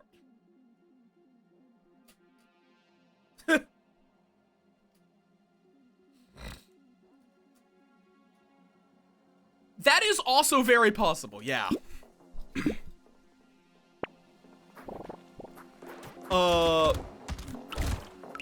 And yeah, it's just like, because, like, yes, the Imperials, and more honestly as well, I view the Imperials as well, their mindset is more likely to be changeable. Because most of it's really just the Thalmor being assholes. So if you get rid of the Thalmor, a lot, because like things like the Talos band is from the Thalmor, to my understanding.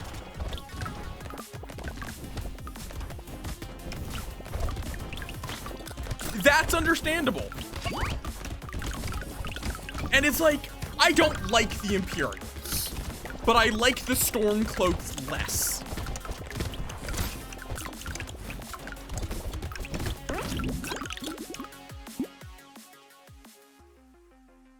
I kind of wish they had made the Stormcloaks less evil, because, dear God, they are, like, cartoonishly racist. All of those are worthless for me. Brain is useful. I like having a brain. But yeah, like, elves is definitely something where I think breaking the trope does help more than it hurts.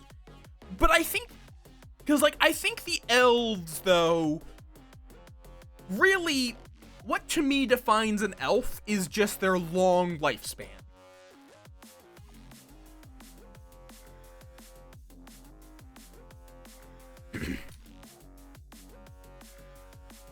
Yeah.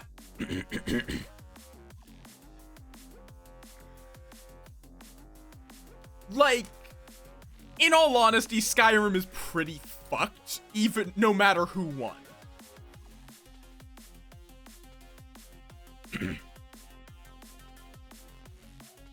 Eldaria Dominion. I don't remember those. Is that from Skyrim?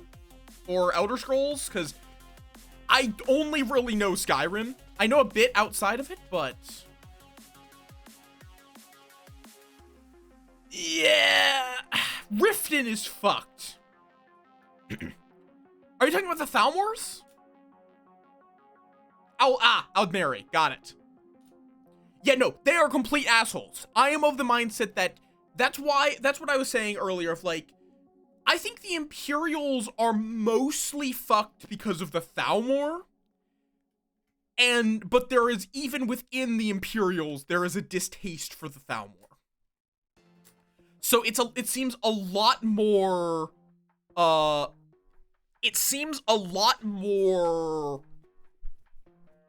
likely that the Imperials could be made better than the Stormcloaks, because the Imperials are built on are at least marketing themselves as bringing order to the region, as being the force of law. Whereas the Stormcloaks are literally marketing themselves as racists. Just straight up. They are straight up just marketing themselves as racist.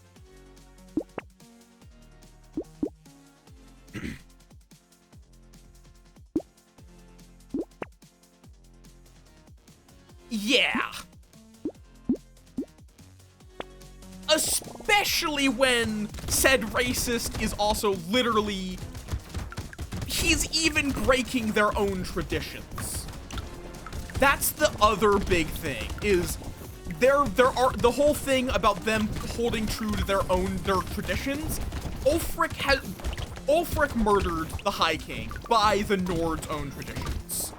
Because, again, a major part of the story is basically Ulfric saying he used the voice to merely knock the Jarl off guard, the old High King Horig, I think his name was.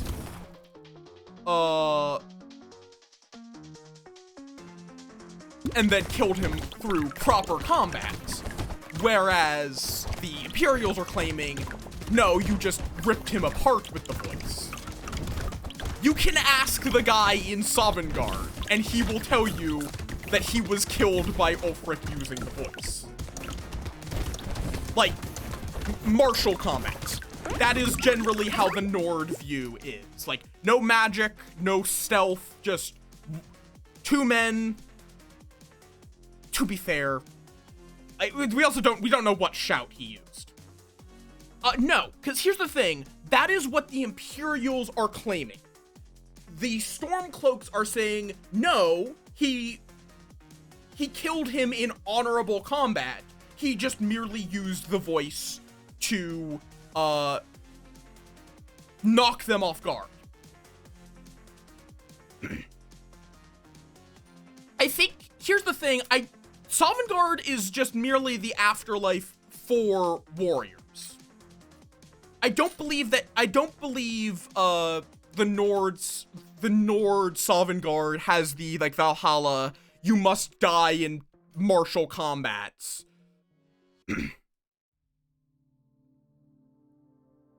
I think it is the afterlife of warriors, of Nord warriors.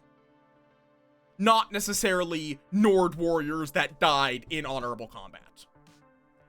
So if you got stabbed in the back in Skyrim as a Nord, if you were a warrior, yeah, you lived honorably.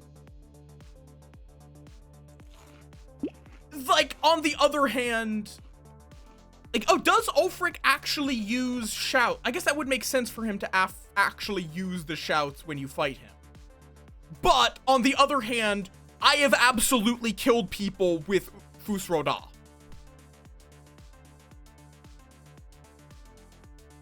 You absolutely can. I have yeeted people off of cliffs.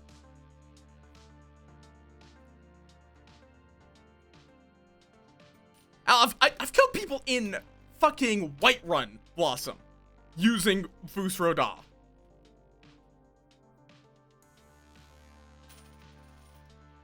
No,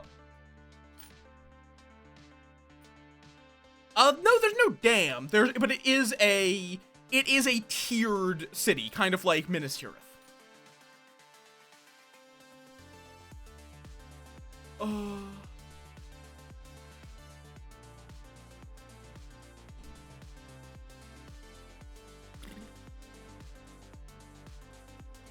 Let's see, let me double check exactly what Torrig says when you talk with him.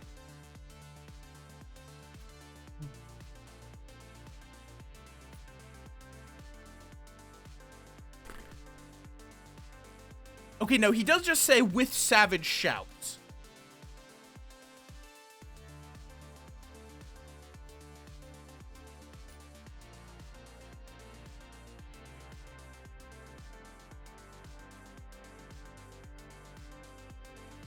But there is also...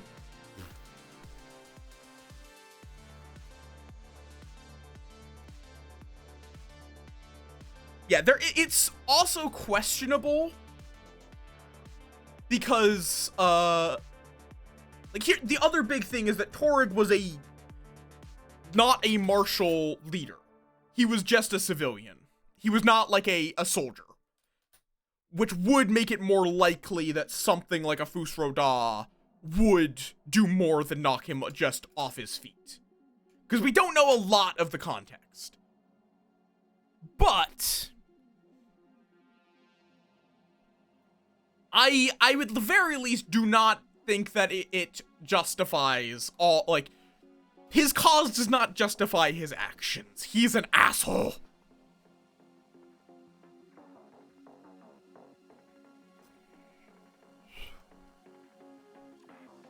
Burn the knife ears, stab the knife ears, steal the socks of the knife ears, What do you put have? caldrons on the heads of knife ears, pee in the mailbox of knife ears. Do I care about dodge? I do care about, I think, dodge and knockback. And no, I don't think I do. I think I care about max HP more.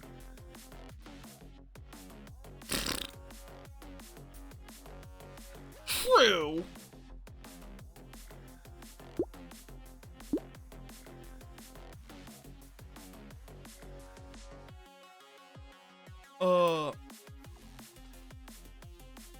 Though even that, it's not entirely clear on how much he, like,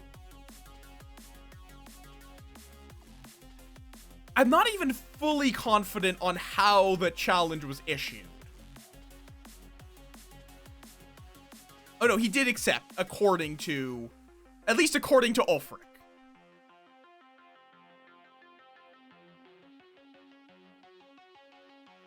Shrug. But yeah. I thought I just took that. No, I guess I didn't take it. Yeah. I think the max HP is that on that's worth it. Luck. Wrench. Reroll. Yep, Chameleon's good, but Schmoop is even better. But I will lock that.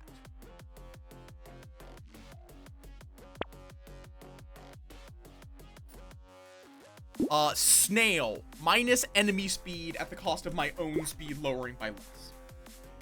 Fair, I guess, yeah. Like, it would just be, in general, at the very least, be viewed as not, like, non-honorable. But it's hard to say for certain on that. But even if it was following Nord tradition, I do not really want to support. I do not think a racist using traditional ideals makes up for it.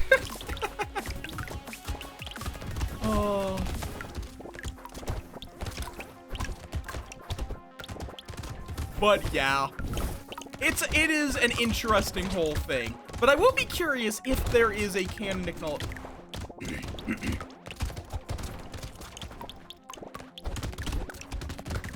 You still see people making up their own races.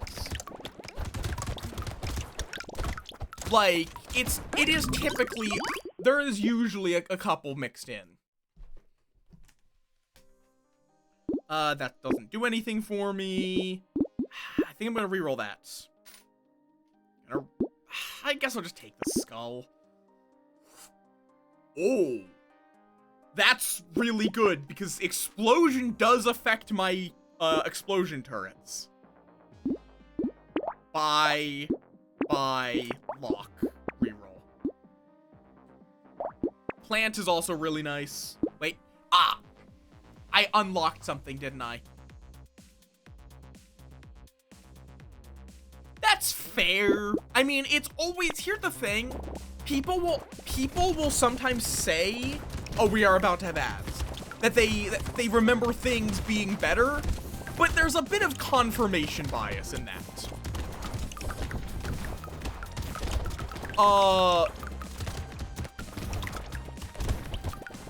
Where, you will always remember the best examples from from the past.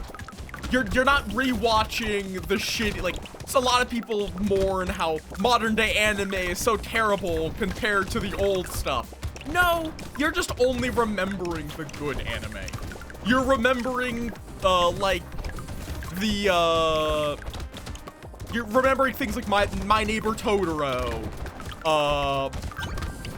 are some older anime? My brain, I don't really remember when a lot of it's released, but that is totally fair.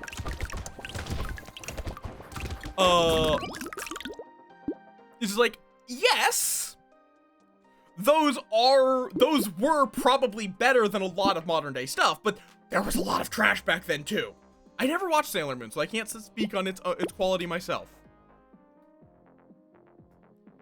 Okay. Oh, I think I got rid of a wrench before, but I'm gonna just combine these as much as I might regret that decision. Not worth it. Okay, wrench 3. That's really nice to see. Officially, in D&D, they do not. I do not care if someone wants their Dragonborn to have a tail,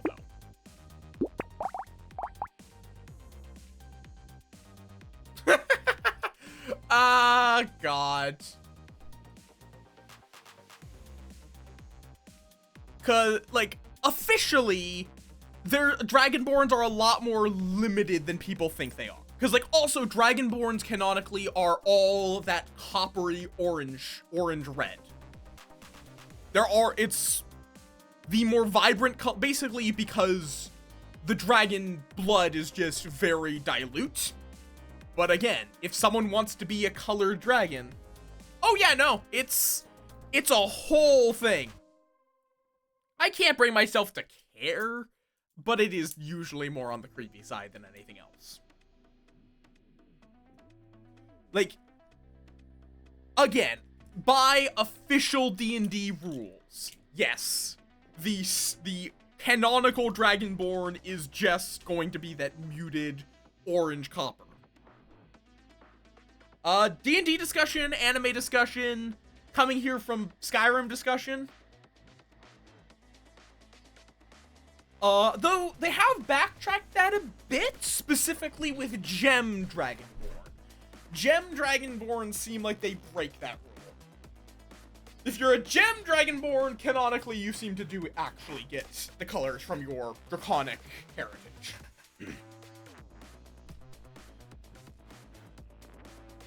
I mean, like, if we're talking about shit taste, howdy, they've made it that dragon fucking is no longer canonical. If we really want to talk about shit taste.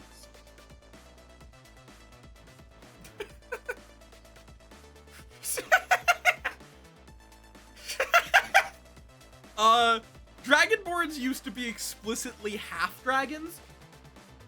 But, which, you know, sincerely does imply some dragon fucking in the past.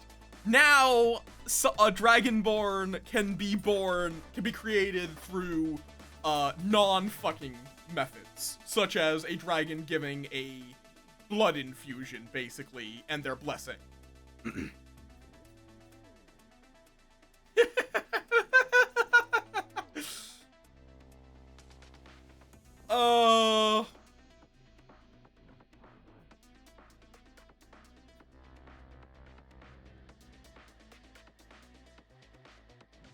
Yes, that is admittedly a possibility, but I don't know if they've explicitly made it non-canonical, but it is no longer explicitly canonical.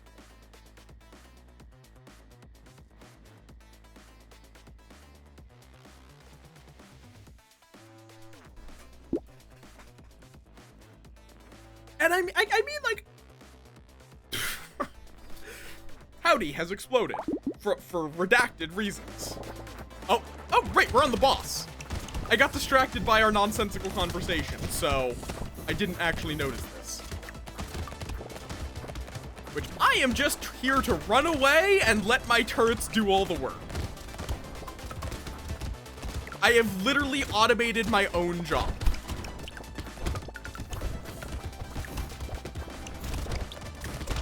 Ow, ow.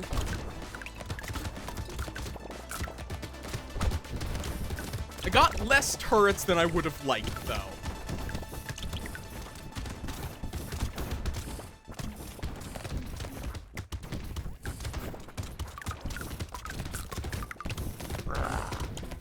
Okay, and now he's no longer charging, but shooting more projectiles. Oh, ow, ow, ow. Stay alive, stay alive.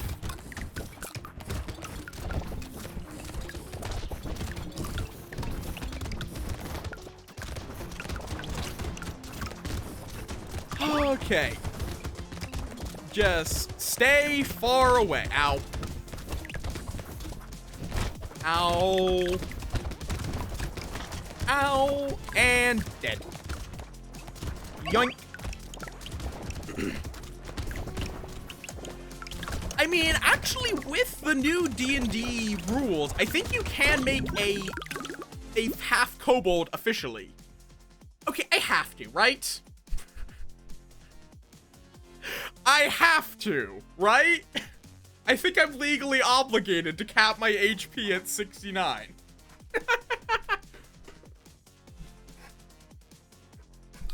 Because, like, they made it be that there's no longer half-elves or half-orcs, but instead there are, yep, sure, lucky charm for a lot of luck. Oh, yes, robot arm, +3 engineering at the end of a wave, but I lose 1 max HP at the end of a wave. Yes.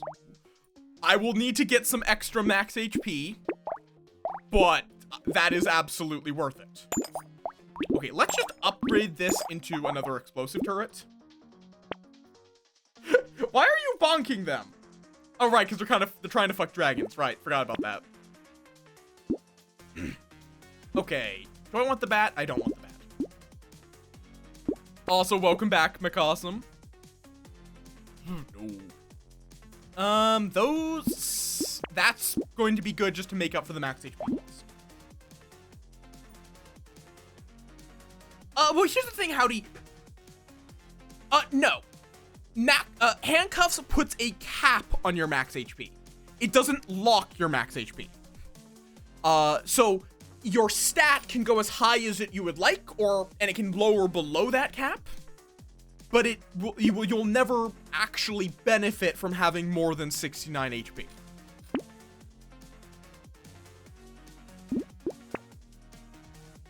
Wrench. Okay. Yeah, I mean, I think my chat is like 90% monster fuckers. Oh, hello, elites. Hello. Could you kindly not? Could you kindly not?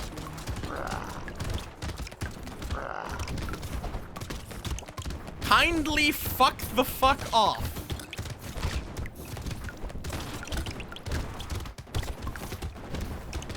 Do these guys at least drop crates? Nope, they just drop fruit.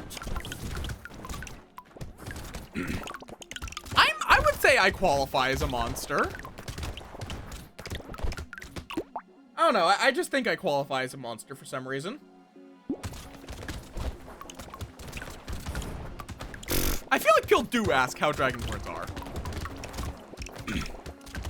But yeah, so you can still play a half-elf or half-orc. It's just rather than being explicit races, you can now make basically your own custom half race, to my understanding. Just self-bonked. You know, sure, give me more explosions. No, we don't want to lose elemental. Sure. Fair enough. You would struggle to get him to, as you say, dick you down, I think. But okay. Crit chance and dodge, yep. Because crit chance I really should, because ooh, yes. Yes, we want Frozen Heart.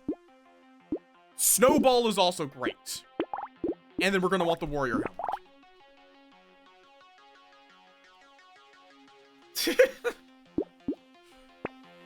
Like, I feel like in a magic world, there would definitely be ways of solving size difference problems. Because, like, half giants exist. I want to just point that out. Half giants canonically exist. And, yeah.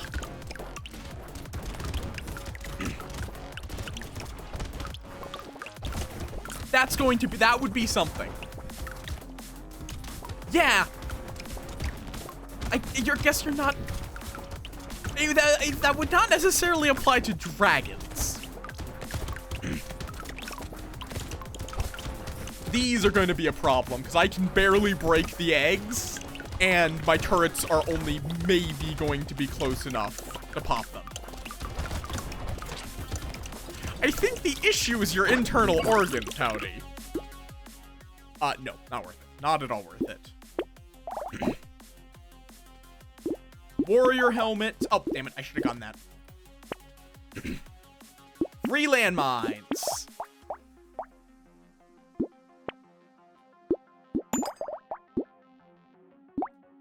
We're gonna also want that energy bracelet.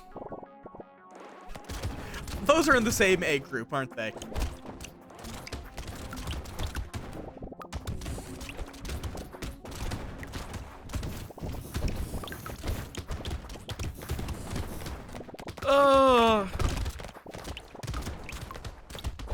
Isn't Wailord like the size of a skyscraper and Skitty is the size of a house cat?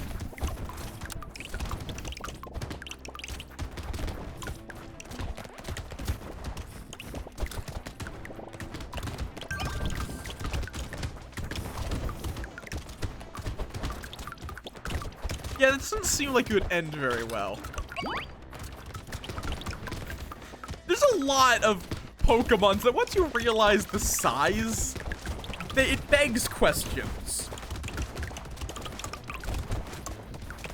Oh, oh, kill, kill, kill, kill, kill, kill. Damn it. Oh, wait, no, did I? I don't know if he died. Yes, Wandering Bot. Give me. Recycle. We plenty of max HP for a while. Reroll. I really want okay, you know what? We'll take the 9% dodge. At this point, that's worth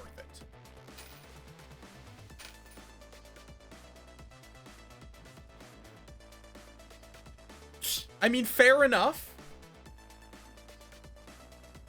Frozen Heart. Lock the wrench. Reroll. Reroll. Yeah. Padding is an option, actually. No, it's not really. Not worth it. Okay. Let me hydrate. My tower defense game continues. Because let's be honest, at this point, it's basically a tower defense game.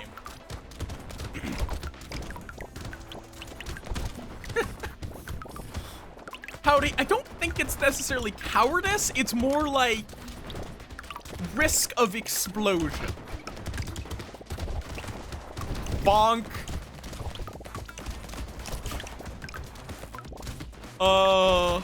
We don't have a Not Safe for Work channel, it's just on my After Dark. Because yes, there is Spicy Art of Moth.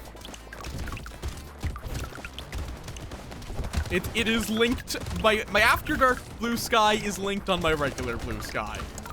For those who have a taste for sus things. Elemental damage, yes please. Tardigrade, yep. Why are you bonking? Oh yeah, this is true. I don't know how many of them are in that community as well, though. Okay.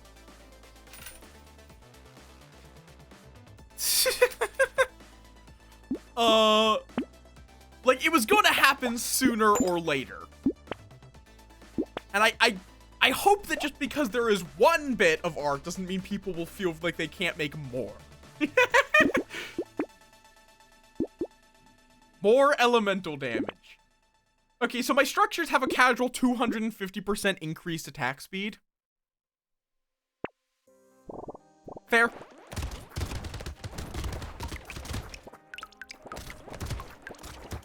Like, I just want them to just turn... Yeah, no, this is not Balatro. Like, Balatro is not even that interesting, like, when I'm doing it now, because I'm trying to get Completionist ++. So it's just me playing Anaglyph deck and hoping for a negative tag to show up. How you doing, Bean? Welcome on in.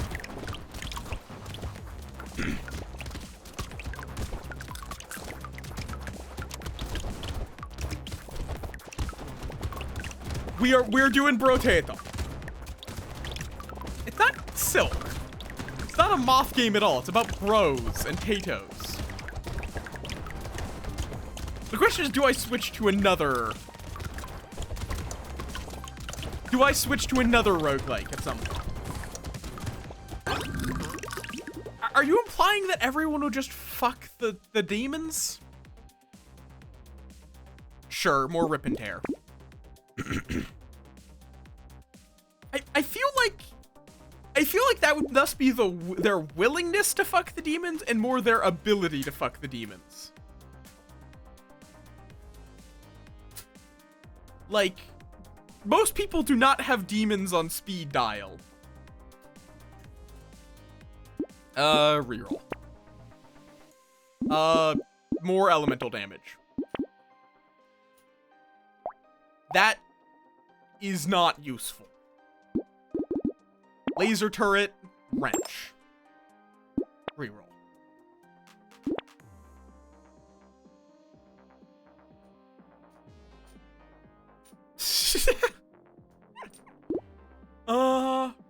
Reroll. Wrench. Wait, nope, that wrench.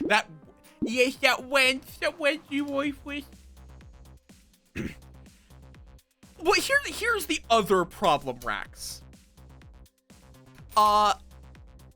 You also have to survive fucking the demon to make a tiefling.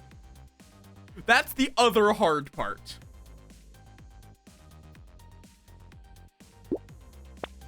Cause like a succubus, sure, they'll fuck you.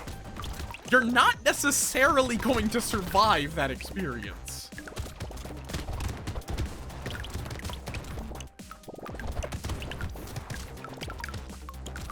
All of the demons are going to probably involve additional problems. It's not gonna work.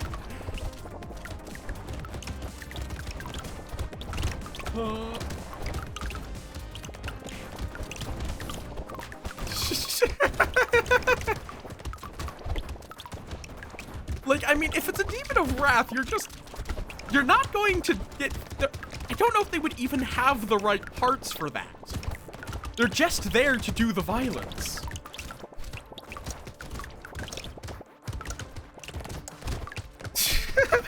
I like how you guys instantly responded with that. Like you guys just knew.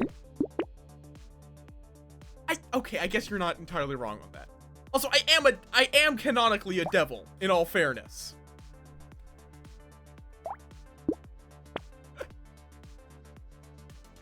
Ooh, that anvil.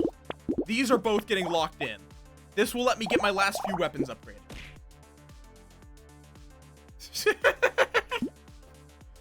Oh, and a barricade. Yes, please. That is a sentence I just had to read. We've really gone deep into the monster fucker territory.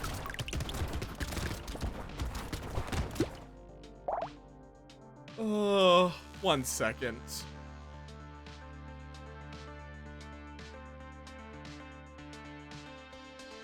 Uno momento. That's fair. Like, I get that, where sometimes I, just describe myself as, I just say demon. As I would say devils are still demonic. They're just not plain demons. You feel? Because I will also say, just as a note, today I do have a hard time limit because I'm going to be playing D&D at 5, which is in 2 hours.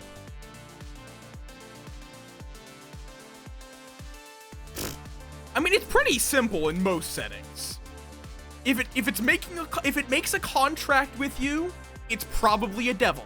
If it rips your heart out as soon as it sees you, it's probably a demon.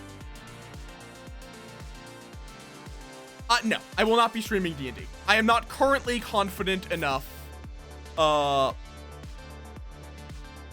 I am not currently confident enough in my DMing ability to want to stream it. I am not a perma DM. I am also today is me DMing though. I forget you only think with one head, Howdy. I know you're female. It's just that joke still just sounds great.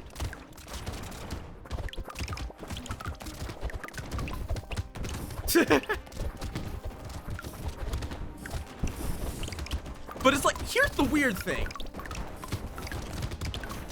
I know, but some trans people are still don't like it being referred to. But I would still have made that joke if you were a non-trans woman. I don't care. I will make that joke you can think with the other head, even if that other head is a metaphysical entity.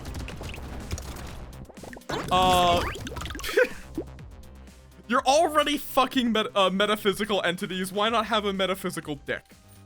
That is a sentence I just said. Give me that plant and that landmine.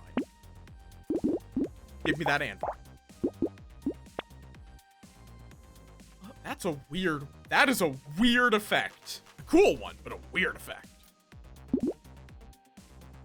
Yeah, so now every round, my weapons get upgraded. Which after 3 rounds, all my weapons will be at max. Let's see how far this stupid build can go. But yeah, it's like, yeah, I legitimately, I'm the weirdo who prefers DMing to playing. Don't get me wrong, I love playing. But I legitimately think I prefer, okay, that depends on the lich, but probably it would at least be very weird. Like, basically, do you want a completely desiccated sausage? Because that is probably what you would get, at best. Don't clip weird things I say, just use the quote system. We have a quote system for a reason.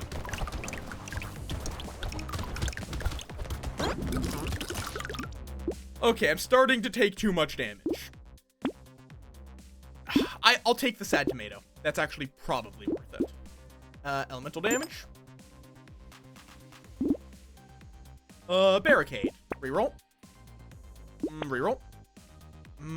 I will take the metal plate.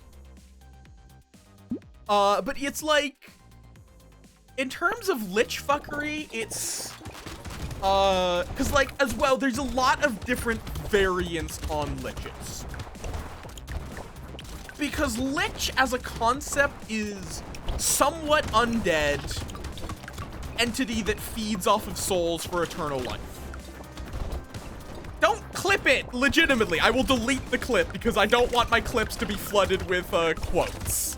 Just use the quote bot. I will delete quote clips. Okay, well, one, I don't know, does that exist? I guess it theoretically should be able to. I mean, again, it's going to be a desiccated sausage or a skeletal sausage. At best.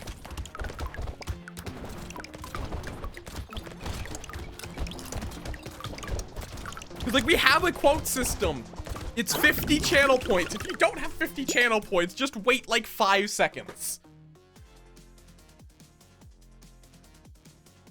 Oh, right, Dracoliches are a thing. I forgot about that.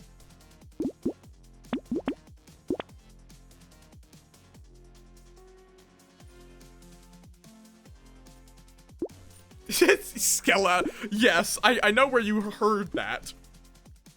Let me guess. Pirate software, Howdy?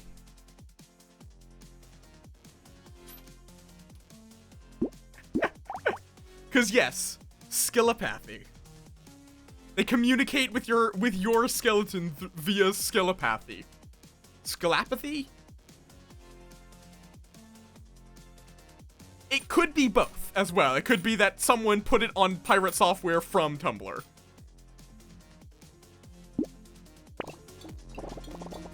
Oh, that is a creature that exists. Oh yeah, those, oh wow, ow, that's a creature that hurts. I think we're about to die. Yeah. Still a 1 run, though. I needed to just sit the fuck down. A particle accelerator. Interesting. That has no cap on how much it can slow people down. That is really good for an engineering build that's not just going full wrench. Yeah, like, realistically, liches are just... You add a phylactery and make it... It does have to be a spellcaster. Realistically. Or, I guess, theoretically, something else could bind something as a lich. It would be an immense amount of work. An ancient saying, there are 2 skeletons within you. That's not normal. You should get that checked out. Like, theoretically, something could be turned into a lich by another entity, depending on the lore you're going with. Because the lore varies between an evil god basically has to tell you how to be a lich to it's just really dark arcane knowledge. But the lich would need to... The lich does need to be able to feed its phylactery souls, or someone has to feed it souls. Which, there's a lot of interesting ways of doing that. No, you should make a game where you are that basic skeleton.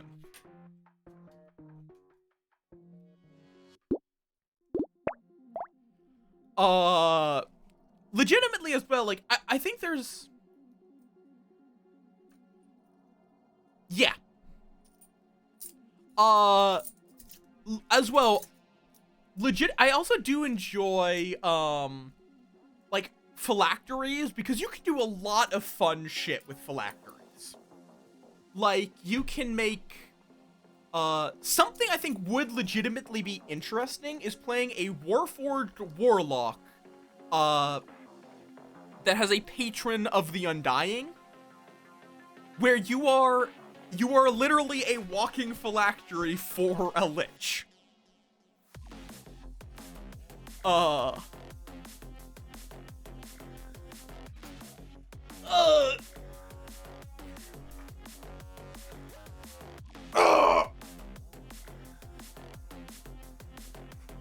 Because that seems like it would be fun.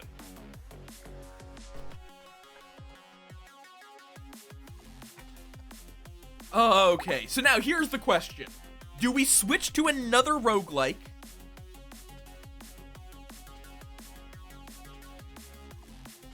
Oh, Rax, Death Mage.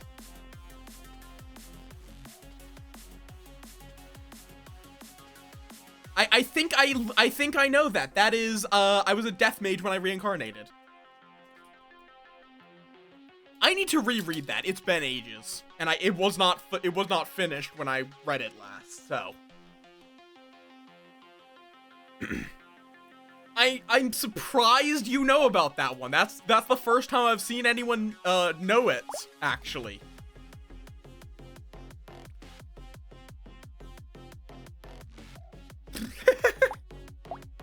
Yeah? I mean, mimics can mimic corpses. I mean, here's the thing about... The only problem, Arachne, about some of those ideas of, like, making a coin your phylactery, you have to be able to, feed your phylactery. You do have to sustain yourself off of souls. So unless you can somehow make a gold coin kill people, without you having to interfere, you are going to struggle to give it a soul. Unless you're, like, keeping it in your hoard. Howdy, I cannot remember anything relating to a false hydra. I mean, okay, yes, but, like, you would have to regularly manage to kill someone with a gold coin without necessarily knowing where that coin is. Or, like, I guess you could, like, kill yourself, reform next to the coin, strangle whoever has it, feed their soul to the coin, and then just leave. I guess that would be an option. That would be a way of doing that. Just intentionally kill yourself to telefrag whoever's holding the coin, basically. That's a hilarious concept to me.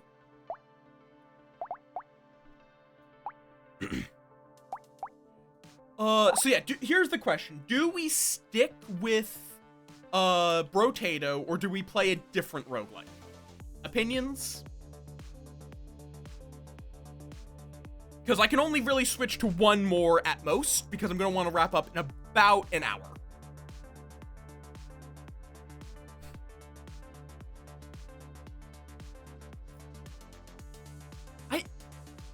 As your phylactery?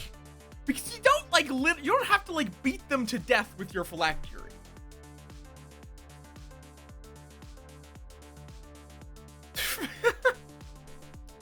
I mean, like, that would be a reasonable course of action of, like, people are randomly dying, and because of the, like, people are essentially randomly dying in a city district because this lich is killing whoever holds the coin, and turns out people will generally keep the coin. I think there's even some creatures that it has to have a hollow space. It does not specify how much of a space. And coins are definitely, like, a coin can be large enough that you could basically make 2 discs and then weld them together to make a very, very small phylactery. It's arguable exactly how big a phylactery has to be, because they don't really ever specify. It just has to be a object with an interior space in which runes of binding can be inscribed. That is the entire description for a phylactery. It has to be an object that which also does theoretically mean you could make someone's corpse into your phylactery if you want to be really morbid. And then you could resurrect them, I guess? Because, like, it doesn't say they have to keep being an object. Because they're an object when you make the phylactery, and then they stop being an object when you resurrect them. But, like, if you're gonna homebrew Minecraft Enderman, you would primarily want to have them, you'd probably give them a strangle attack, combined with a teleport. So their whole thing being teleport, like, their only movement. Okay. You are not a lich when you're inscribing the runes. You might have meant, you may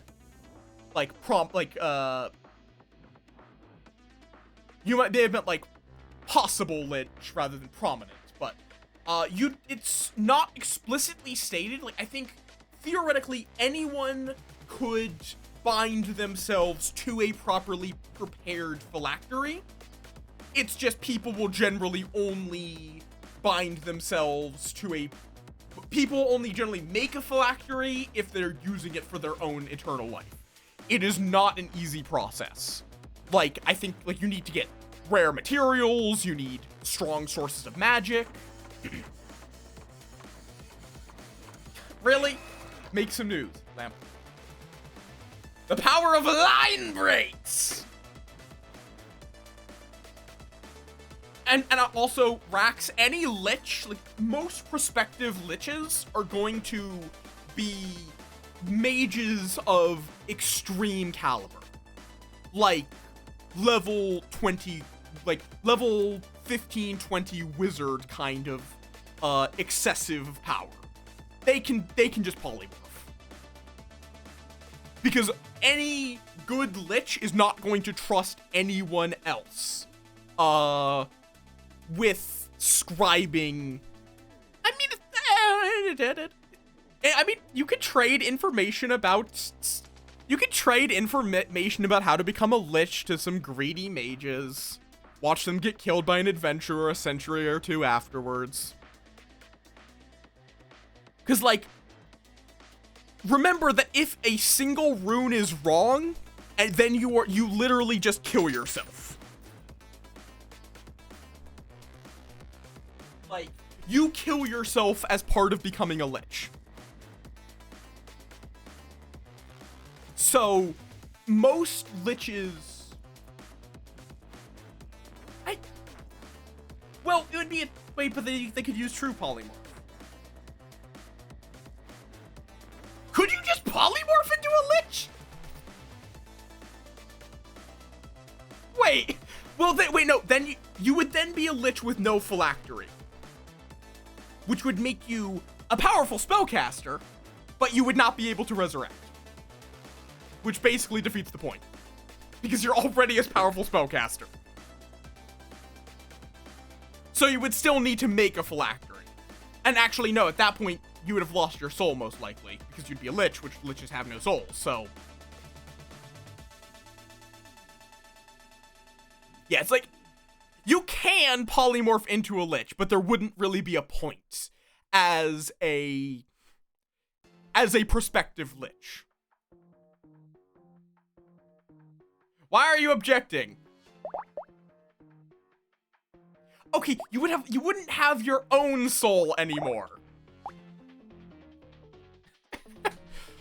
Okay, what?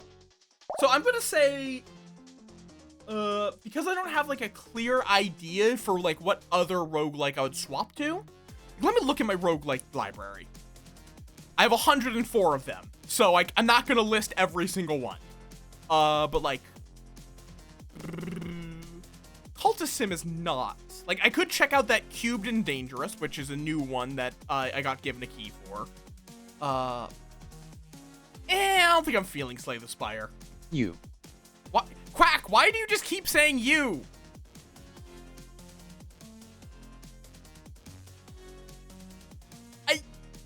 Yeah, I guess. I don't think... I don't know how to translate that. Why? Let's see.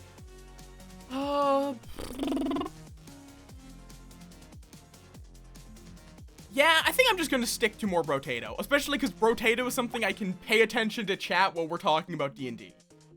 Like, I don't know what if you polymorph a lich.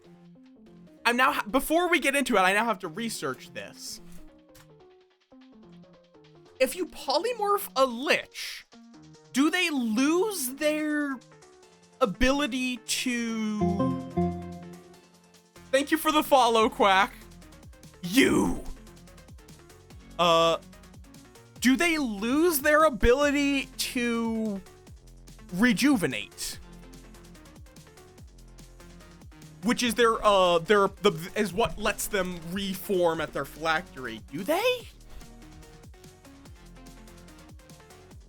Let's see, true polymorph. Like, what does true polymorph change? If you tune a creature, blah, blah, blah.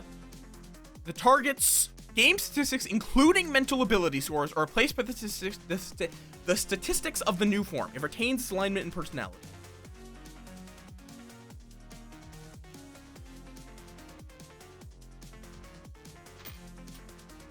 What sound? Wait, what? Oh, the Quack. Ah, okay. Quack follow. Yeah, that's my follow alert. That's actually all of my alerts use that sound. At why? Huh.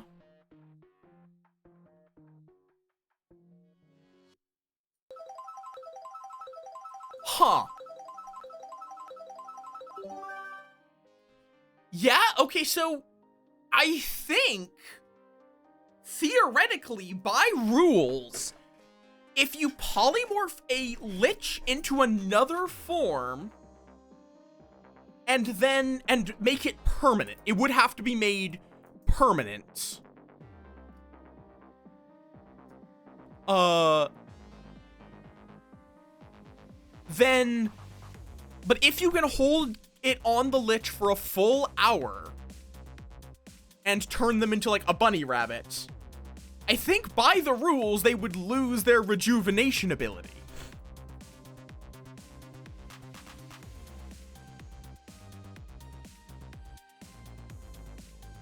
Because... Huh.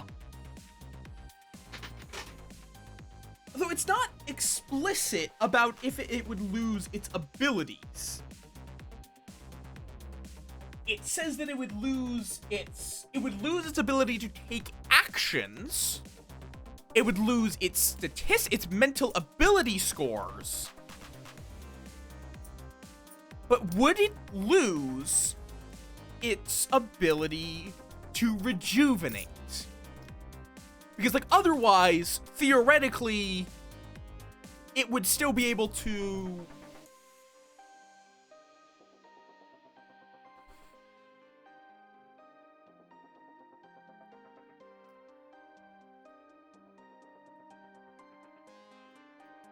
Yeah, that's the thing, is, like, I don't know if you would maintain your...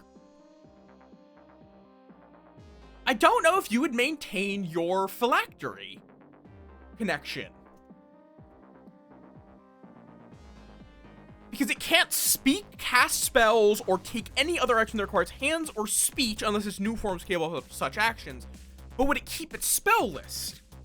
I guess theoretically it should, but its mental stats are replaced. Which would imply it's being... its mental state is overwritten. I don't know how I would rule this.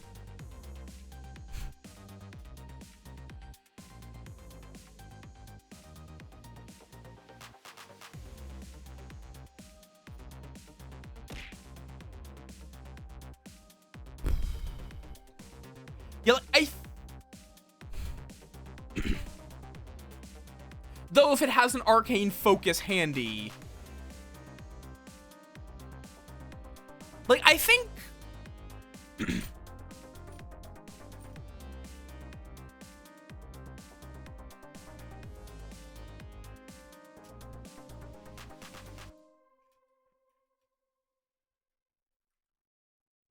you have to put your soul into the phylactery. Like, your soul is no longer in your body once you become a lich.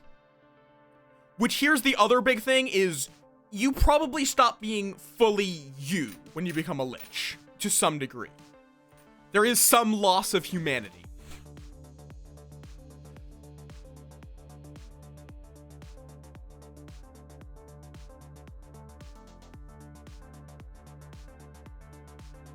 Huh.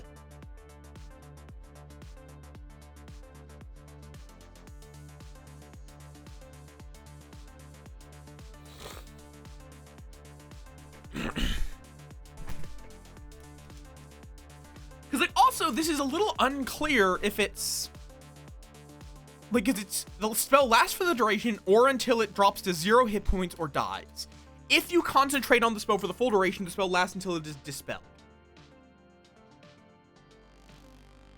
So would it, when it dies, turn back into a lich?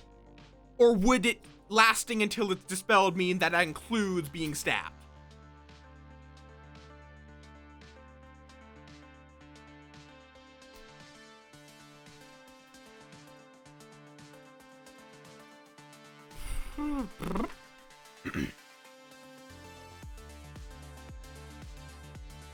This is also the legacy.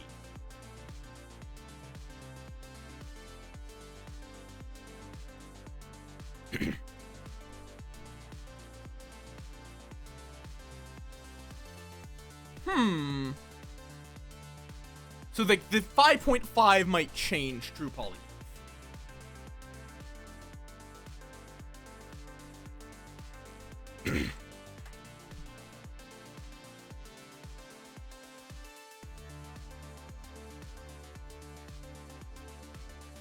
Like, True Polymorph is weird.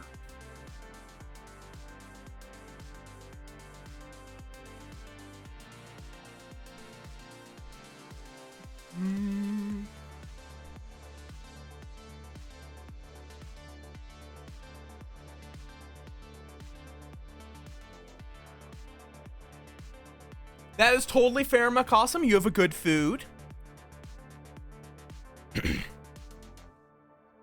Yeah, I legitimately don't know if a lich would be able to use its polymorph, or would be able to use its phylactery if it's been shape changed. Like, I would say In my games, I would say that because it's the soul, if it dies, it will reform, even if you've true polymorphed it. But I don't know rules as written. It's a little unclear. You know, let's try Jack.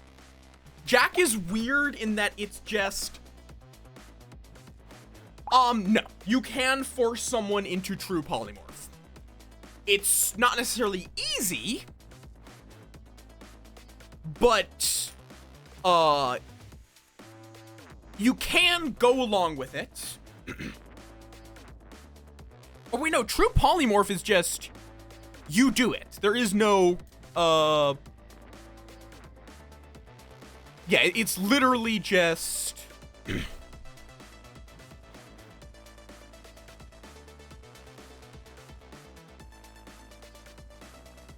You turn this thing into another thing with no save?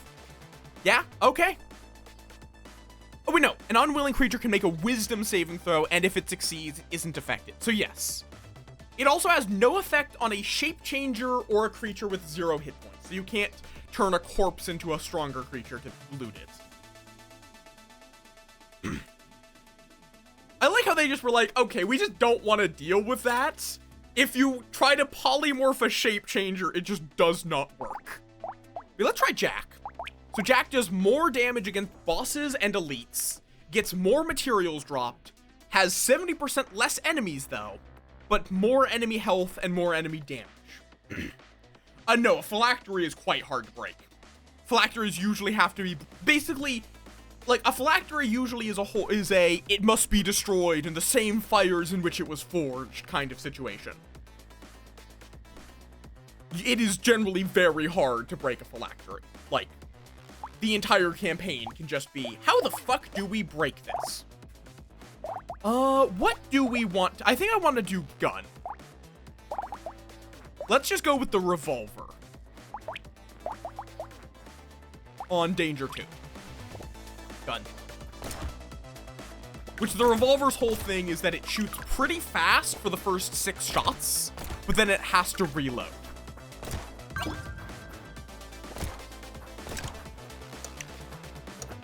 Which I love as well how this game, it like, you look kind of normal in the first wave.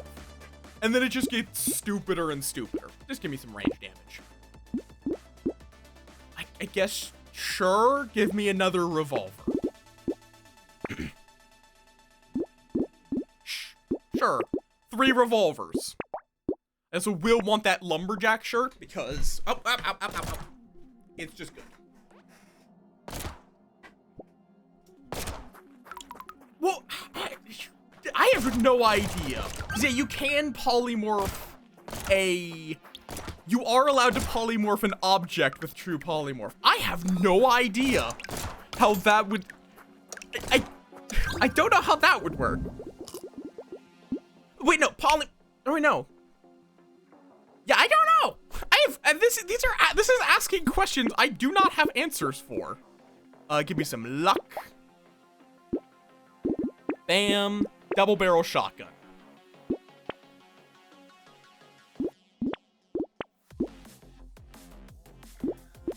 I'm also going to want this ugly tooth because we're just going to go gun. We're just going to take 6 different guns. All of the revolvers I'll merge into one big gun. I will make the ultimate big iron.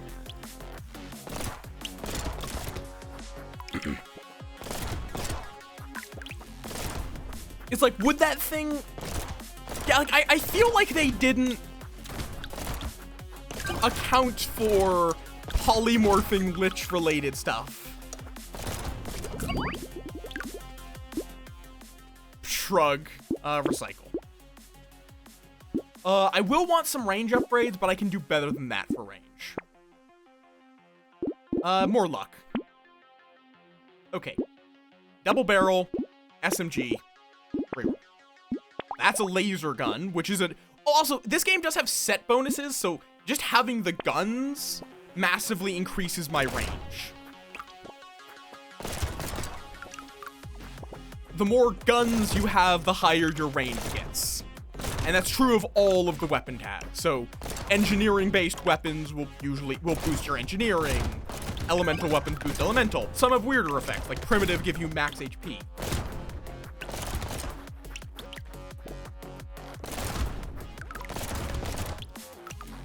Because, like, admittedly, if you are using level 9 spells, you are very much into endgame territory. Here, it's sort of the question is, would true polymorphing their phylactery release their soul, or would it still be bound in that object?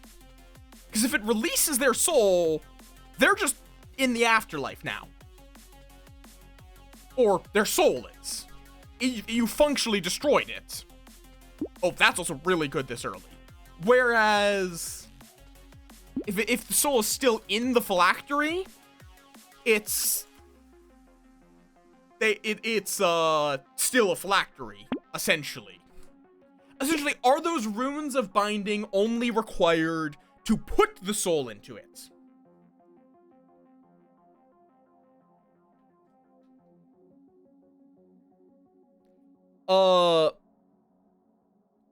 Yes, although with a true polymorph, I believe you maintain focus on it for a full hour, it becomes permanent even if they are killed.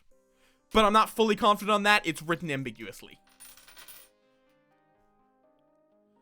Give me 2 armor. Okay, I'm gonna take this revolver and just merge these revolvers to just get a big iron. Laser gun, SMG. Reroll. Go. Admittedly, this looks concerning, where you kind of just point the gun at your head.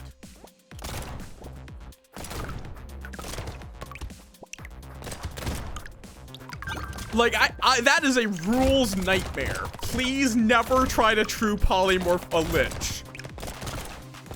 Because, like, polymorph is...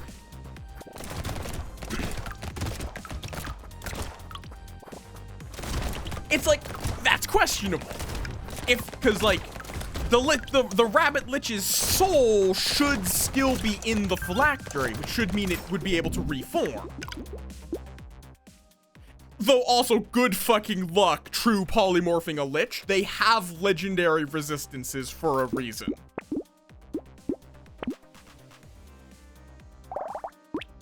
Good fucking luck.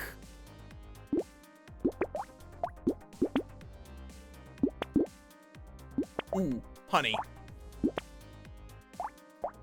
Also, this is a good revolver. Honey gives me +3 range damage at the cost of losing some speed and dodge. Yeah. I don't know how that would work. Legitimately, true polymorph just causes problems. Along with wish. You have true polymorph and wish as, oh, that's gonna cause a problem. The wish, you can very explicitly monkey's paw any wish. Like, literally, the rules say, these are what you get for sure if you cast wish. If you try to wish for something beyond this, we give the DM full rights to give you something that is terrible for you. Like, I think literally the example in the book is wishing for the villain to be dead means you are time traveled to a point where the villain is dead from old age. Like, yes, you got your wish. The villain is now dead for you. You just kinda got taken out of the campaign for that to happen. Okay, I'm gonna combine these to get the upgraded revolver and honey. Also, I'll take this lens. Yeah, it's like, or even, they also do give the DM the authority to just say, no, your wish fails. You can wish for something that wish cannot give you. Because wish is limited. It's broadly, it should give you something that is about on par with an 8th or maybe 9th level spell, in effect. but more, it is expected to be about on par with any 8th level spell. Because you can use it to copy any 8th level spell without its material costs. Thank you for the snack.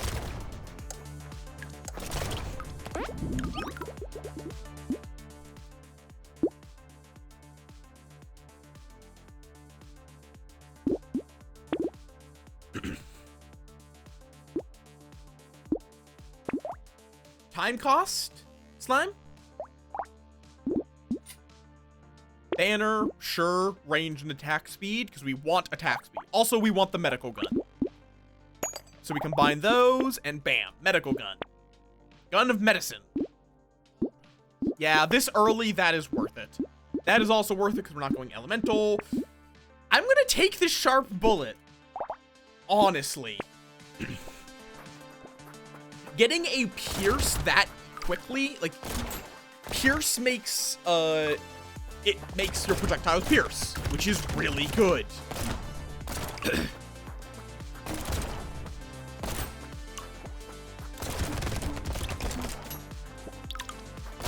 God, it feels weird playing this character, because there's just nothing. Yeah. You just instantly get the effects of whatever spell you want from Wish. Okay, we're about to have another ad, which will be the last ads of the stream, I can guarantee that. No, why am I going for Pierce? No. I'm doing the character that gets almost no enemies. Of course I don't need Pierce. We just want damage. We just need raw damage. So fuck Sharp Bullet. Okay, that's an upgraded laser gun.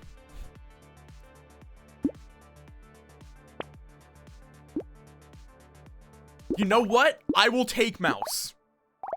I will take the mouse. Because yeah, you can do some stupid shit with wishing to skip the casting duration of some very lengthy spells. Because there are some spells that are intended to be like, you're taking an entire day to cast this. But it's just like, nope, I'm doing it right now. Though Wish does also come with additional consequences because they knew that Wish was a powerful spell. Like, if I recall correctly, whenever you use Wish, there's just a chance you can never cast Wish again. You are not supposed to wish freely. And it's not even like a rare chance. It's like a 1 in 4.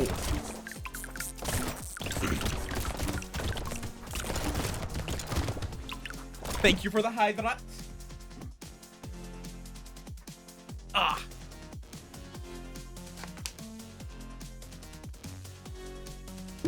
And when these ads start, I'm also going to take a quick bathroom.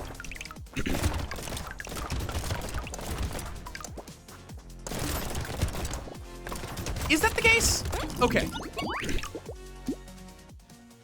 Nope, that's the opposite of what I'm doing. More luck, more attack speed. Laser gun. I would love that laser gun, but I don't really have the space for it.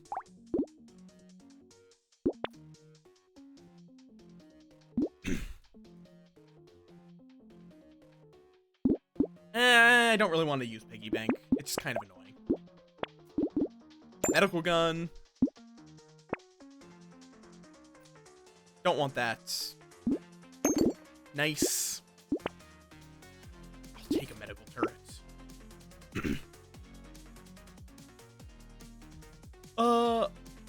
Yeah, no, I've seen that meme. But yeah, we are about to have ads, so I'm gonna quickly... Let me, like, it is... Yeah.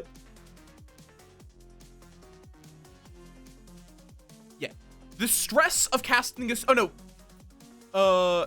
That is only for when you're not using it for non-spells. Because, yeah, your strength drops to 3 if it isn't 3 or lower for 2d4 days. You take 1d10 necrotic damage per level of any spell you cast until you finish a long rest. which cannot be reduced or prevented in any way. And there is a 33% chance that you are unable to ever cast Wish again. So, yeah. You are, on average, going to be able to use Wish's effects twice, I think, for anything other than, casting a spell. But you can do enough broken stuff just from using it to duplicate a spell. Also, ads are starting, so I'll be right back.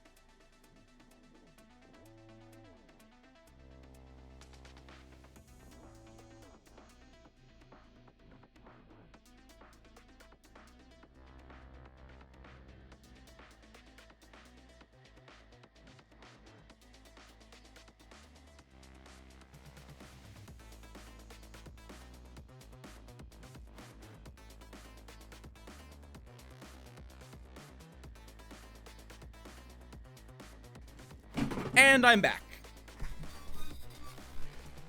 Okay. But yeah, Wish is a weird one in general. But like, most of the absurdly broken shit high-level wizards can theoretically do will never happen. Because like, you have to be what? Level 15, 16, 17 to be able to cast 9th level spells?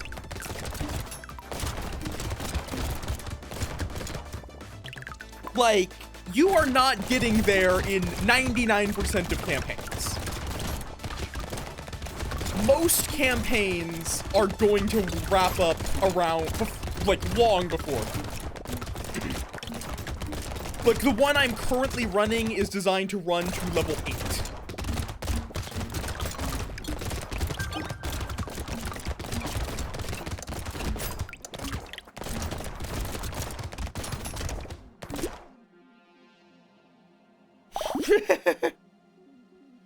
No. It is explicitly, it is only, the only thing that will not risk the backlash is is duplicating any spell of 8th level or lower. The rest are all going to cause the stress.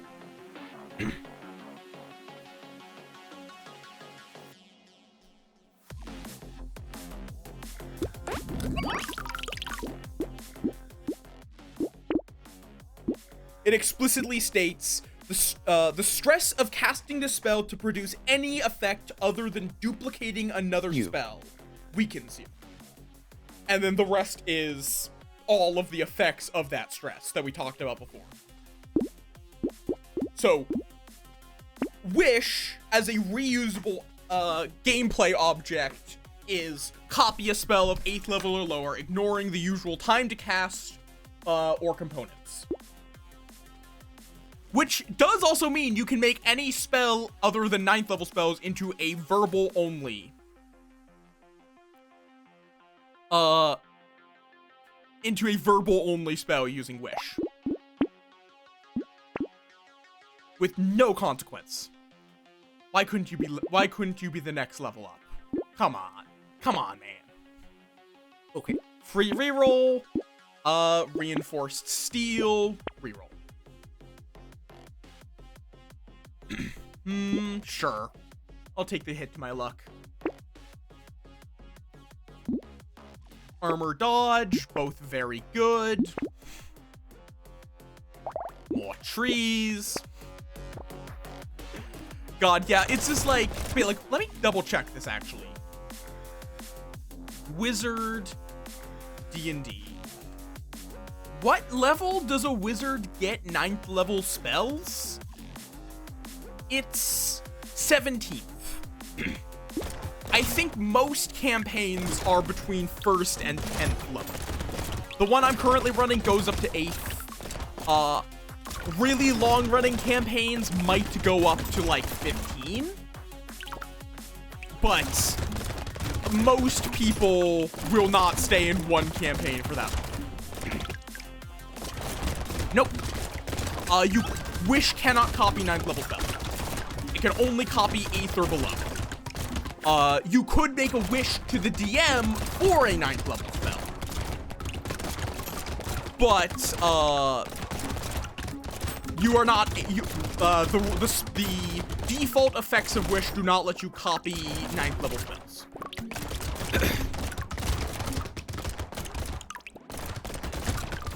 Because otherwise, why would you take any other 9th level spell possible? Because if it's just like, with that one choice, you would get access to every single spell, 9th level spell, ignoring its material components. And any components other than verbal. More attack speed. Damage and lifesteal, yes please. Max level double barrel. Another mouse. Another medical turret. No, I don't care about that. Lock those in and go. Hello, Mr. Elite. Would you like bullets? Whether you want it or not, you are receiving bullets.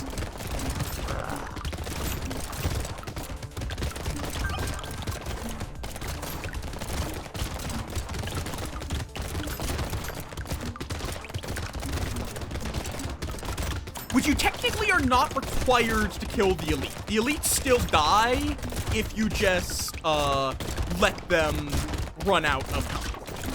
But you get a really good chest if you if you actively kill them. That is totally fair. This is going to be the last run for sure. Come on, die, die, die. Thank you.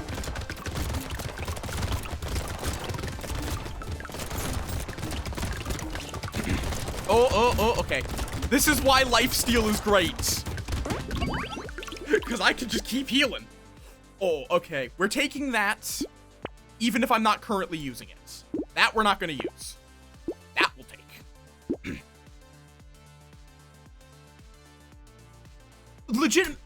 Legitimately, one of my favorite types of creation myth that I don't see very often is that of a god that spent itself in the creation of the world. So why a god, like a all-powerful god, does not actively meddle in the world is they can't. They spent all they had to create the world. And now they're left as merely an observer. That is a creation myth I want to see more settings use.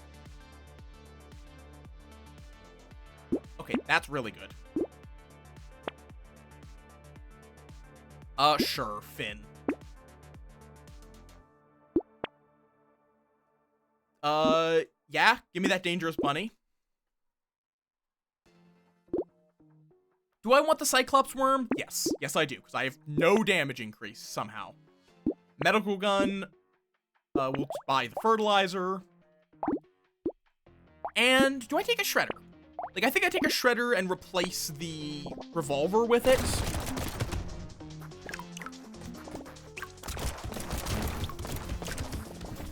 But yeah, it's legitimately one of my favorites because it does allow for a god worthy of worship that was all powerful, that made everything.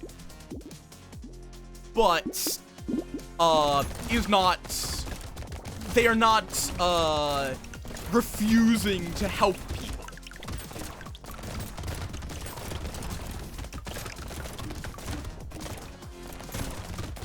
Yee, that kind of thing.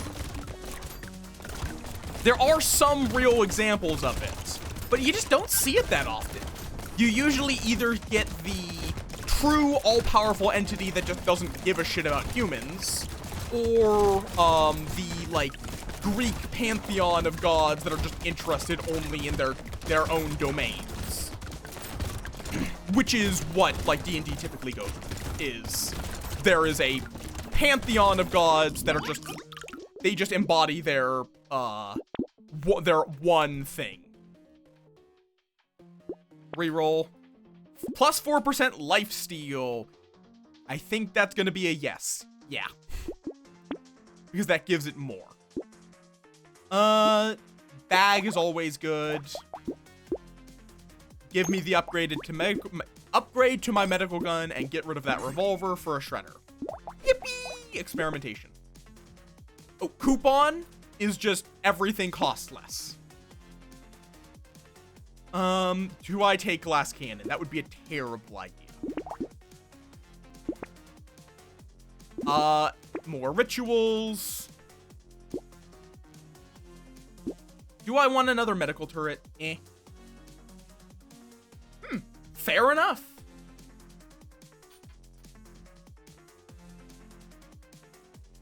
Yeah, I mean, that's still kind of in that same vein of creating. It's not easy to create the entire world. There is a limit to what they can do. You also have the Lovecraftian universe, which is horrifying because all of existence is just a dream. If you ever wake up one of the gods, we just cease to exist. Yippee! Thank you for the stretch. Okay. Yeah, this will definitely be the last run.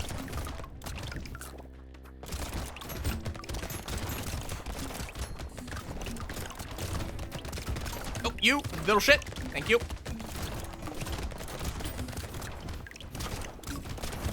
But I'll be back tomorrow with, you know, it'd be really helpful if I remembered my own schedule. If at some point I decided to remember my own schedule. Oh, the community AP, of course. Yes. Also, if anyone wants to join in on that community AP, get ya YAMLs in. Get ya YAMLs in. I'll take a Schmoop. Schmoop is just nice. And reflexes. Ooh, definitely small magazine. Do I want the bandana? I think the bandana is just barely worth it. We already have myself, which I need to decide what game I'm playing. But I'm leaning towards Hollow Knight because it's just easy for me to do.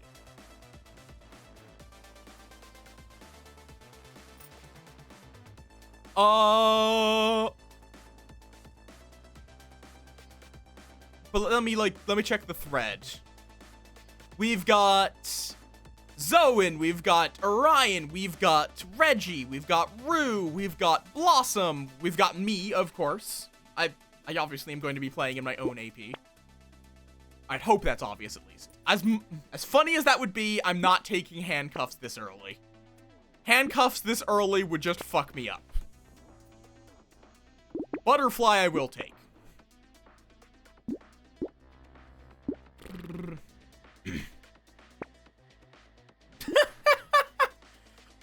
If only that was a gun. I'll take adrenaline. That's actually pretty good.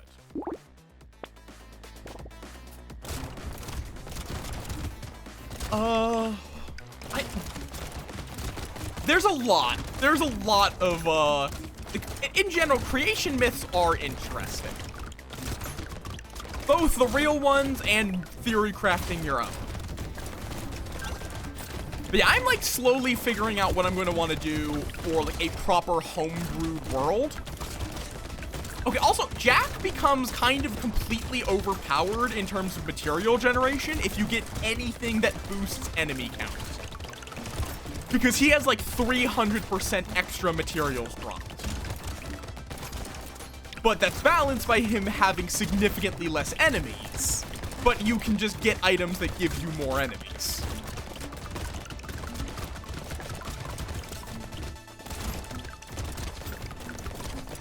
Yeah, I do appreciate that how they changed the endless is that now it's you stop the generation methods get more limited.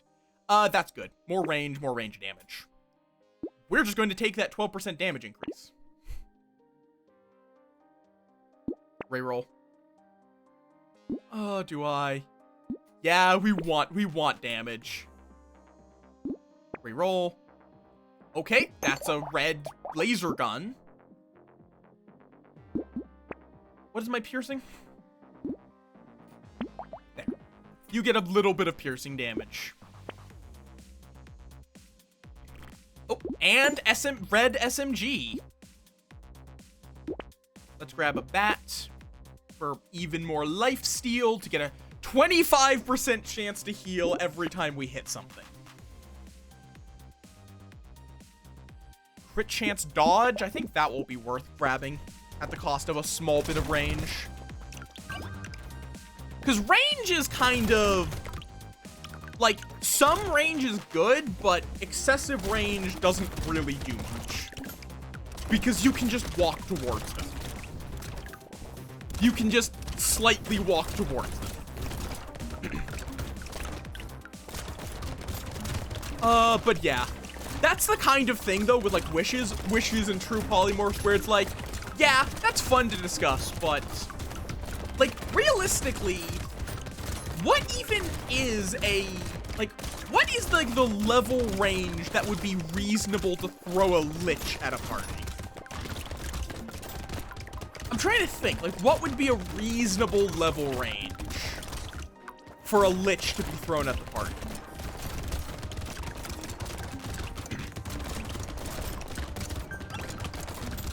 Because they're powerful. But I'm not sure. I'm gonna get max HP. I'm gonna get some speed up, actually. Minigun! Yes! Okay, what gun is the worst? I think the medical gun... Oh, no. The Shredder is both low... It's not upgraded, and it's a little less useful for what I'm doing. Minigun! Also the jetpack for speed and dodge. And that. Ooh! That's a neat one. Wait, 50% of... Oh god. Improved tools increases the attack speed of your structures by half of your attack speed. Yeah, it's hard, though, mostly because of power word kill. The fact that a lich just has power word kill. And a lich realistically should have minions. Their whole thing is bringing an undead army with them. Ow! I need armor. I desperately need to get armor. Because now we are taking too much damage. Now, we dodge a lot of attacks, and we can heal back from the damage we do take, but ow! What hits me really hits me. Like that.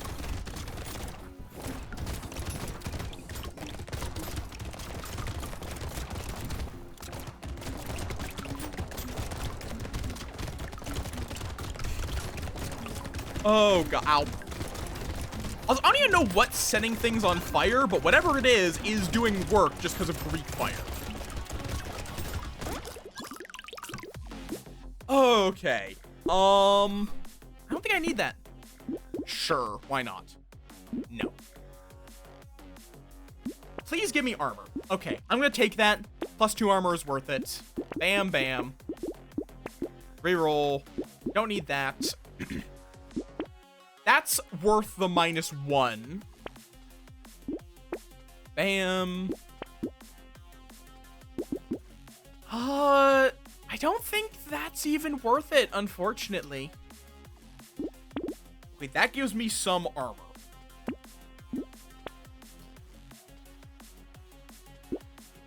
Sure. I'll take that loss of crit chance for that host of benefits. Warrior helmet. Yes, please. And the gambling token, because who doesn't love gambling? Who does not love gambling?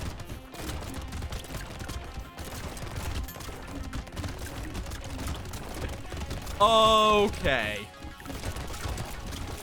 Yeah, minigun is just ultimate DACA. Yeah, it's like, because like I would say you'd probably be in the double digits realistically for a Lich fight. Like, for a Lich that's not just like on its own in the wilderness, because anything on its own in the wilderness is not going to fare that well. Either you would want to give a Lich legendary actions, and lair actions to mess with action economy so they are not just one action a turn cycle, or minions, which would probably be skeletons, zombies, wights, that kind of thing.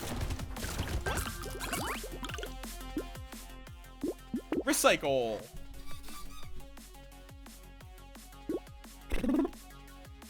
Max HP. Warrior helmet, gambling token. Oh, plus 2% attack speed for every dodge I have. I have 43% dodge. I will want to grab this. Actually, no. At this point, mouse is not useful. We want this sausage.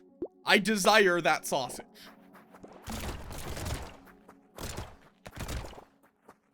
Because with my attack speed, I can keep things on fire forever, which will keep Greek fire triggering.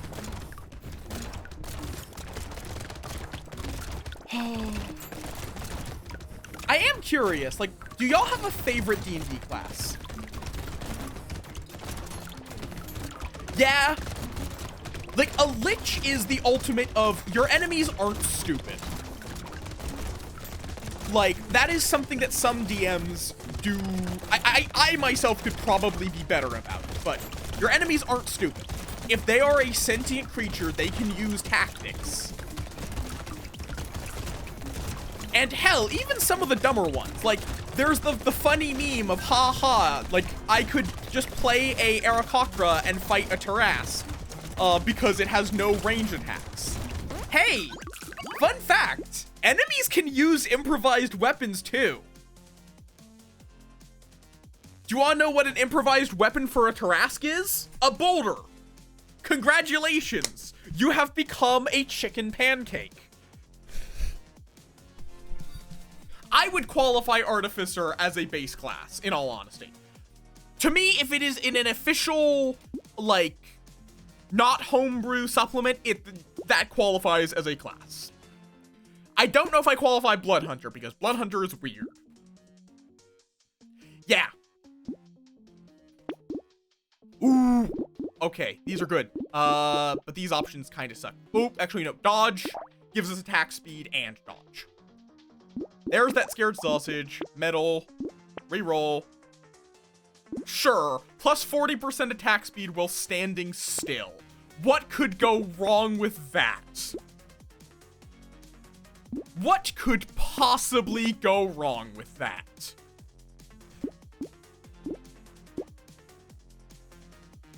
Okay. Okay, plus 8 armor while standing still. And go.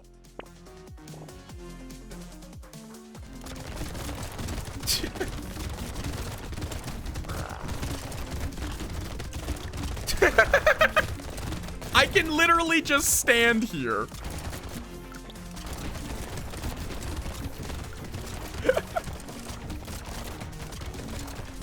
If I can just stand here and win. Through the power of through the power of utter bullshit. Because as long as I am standing still, I shoot significantly faster and take significantly less damage.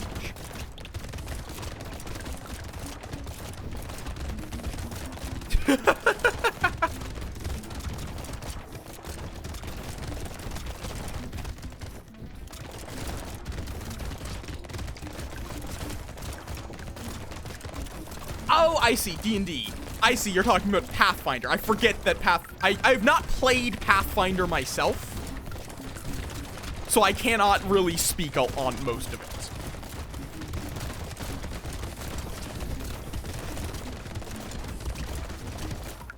it. Like, from what I've heard, it's quite good. It's just, I've never had a reason to play it. Schlurp. I mean, sure, Anvil. Why not? HP regeneration. Yeah. Ooh, plus 12 max HP. Yes, please. Reroll.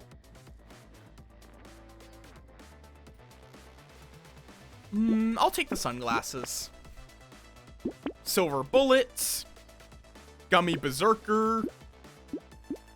Blood Leech, because that has no downside now.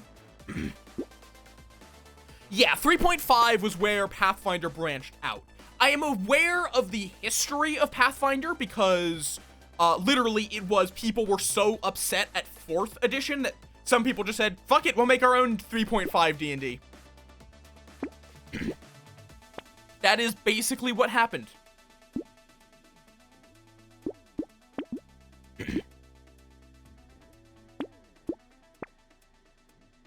They just went out and made their own. Because 3.5 was under a license that basically they could just do whatever they wanted. You were allowed to redistribute. At least with modifications. I'm not fully confident on all of it, but. And then I heard that Pathfinder 2e was like very rough right at the start, but I think it's been refined into being something good.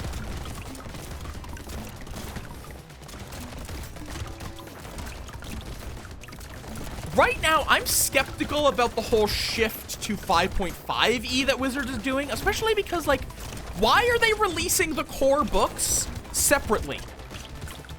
Why is the 2024 core rulebook being released in 2025?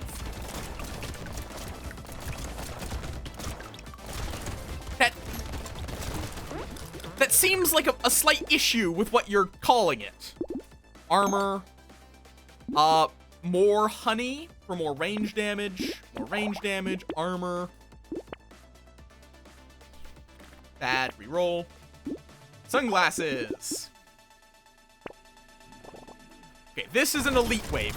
Can I still just stand still menacingly? Yes. Yes, I can. Yes, I can. Well, like, here's the thing. I don't even think that's gonna make them more money. It's just, like, they either way, they're still only releasing 3 books.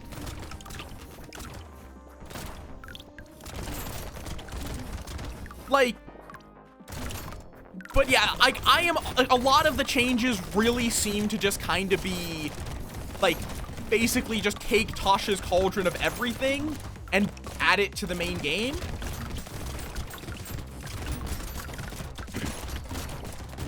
Like, that, which is like, that is not a bad thing, but I already own Tasha's Cauldron of everything. I don't need another copy of Tasha's Cauldron of everything. Wait, is it Cauldron of everything? I know it's Tasha's. Because I know it's Xanathar's Guide to Everything. Is Ranger still shit? Because, like, or specifically the Beastmaster side class, because Ranger is fine. It's just Beastmaster is what really sucks about it, to my understanding. Bam. I mean, sure, that's also unique, so it just gets gone. Sniper gun. Do I want you? Do I want a sniper gun? Probably. Probably over, like... How is the minigun the thing that's doing the least damage for me? That's surprising. But it's also... I don't know. I don't think the sniper gun's quite what I'm doing.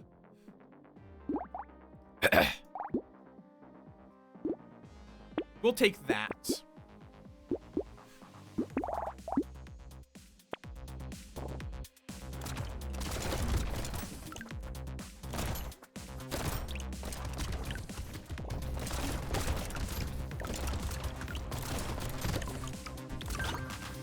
To be fair, how many campaigns make it to level 20? Like, it should be more. I just also don't know how much a level... I don't know how much the level 20 ability matters. Because realistically, 99.9% of campaigns will stop before level 20.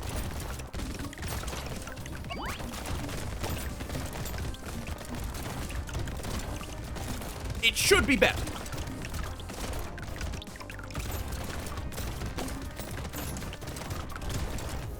Yeah, to me, 5.5, which I know they're trying to get us to not call it 5.5. I'm calling it 5.5. They can't stop me because it's 5.5. Let's be honest. Oh, yes, absolutely. Baby with a beard. Gimme.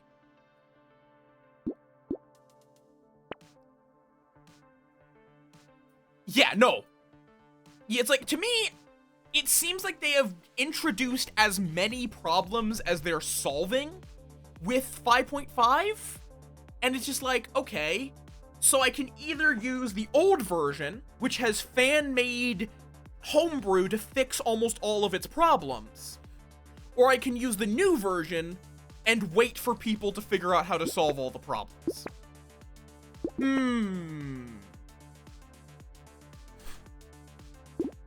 Which one of those do you think I'm going to pick?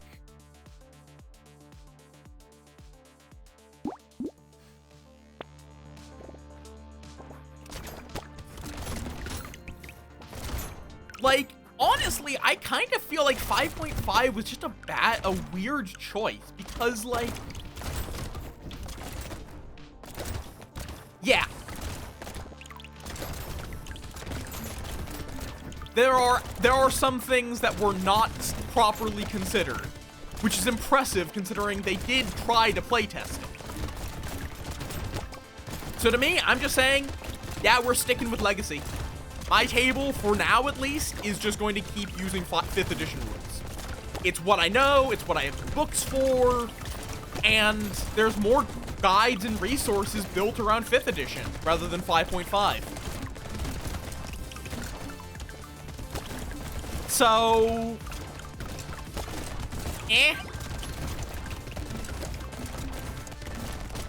And to me, it's like, I'm not going to call it 1D&D because it's a different version. You are replacing content. Absolutely. Absolutely. Absolutely. More alien eyeballs to throw at my enemies. Thank you for the floof pets. It's kind of, to me, if it's not broke, don't fix it. And if it's already been fixed by someone else, why are you trying to fix it again?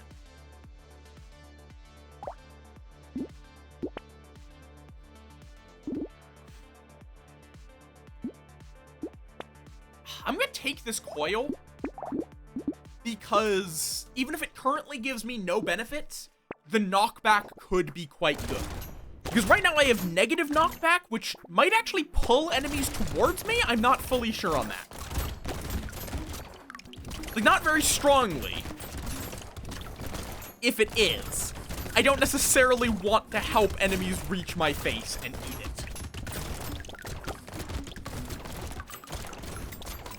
But yeah, it's just like, I think they were kind of, it felt like kind of like they were uncertain if they wanted this to be a full new edition that is completely reworking everything, or if they wanted it to be a, like, more of a compilation of what's already there. Because I would utterly love if they just made an updated version that is basically just sticking Xanathars, Tashas, and then all of the various races we've gotten from various supplements into one player-facing book. Just so we don't need to have 18 different books to have all of the character options available, and that becomes hellish for a player to navigate. Speed and lifesteal, sure. Sure. Sure.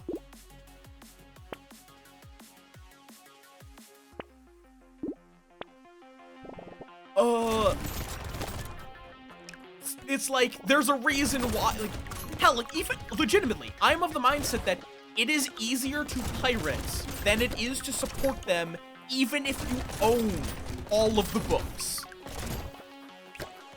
I own a lot of the books, and I still use tools that a lot of people use for pirating, because I just want to have all of the information in an easily accessible format in one place, without having to rebuy them all on D&D Beyond, because I'm not giving you my money a second time to get something I already have.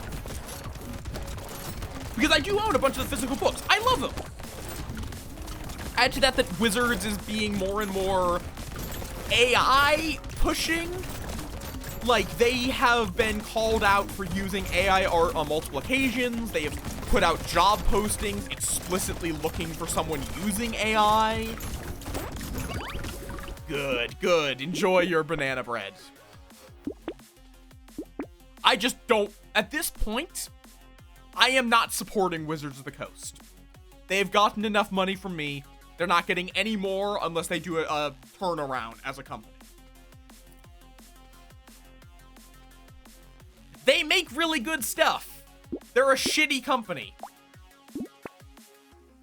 Don't care. I do care about the ritual. Reroll. Absolutely not. Fuck that. Ball and chain would completely kill me if I took it. Oh, that's the obliterator. That is the obliterator, which does a casual 9,445. Yes, I know. I mostly interact with the Wizards of the Coast side, so I just call them Wizards of the Coast, but I don't think I need the medical gun anymore. These just have a really fast fire rate, which is quite nice. So yeah, recycle the medical gun, grab the obliterator, which is a very funny weapon.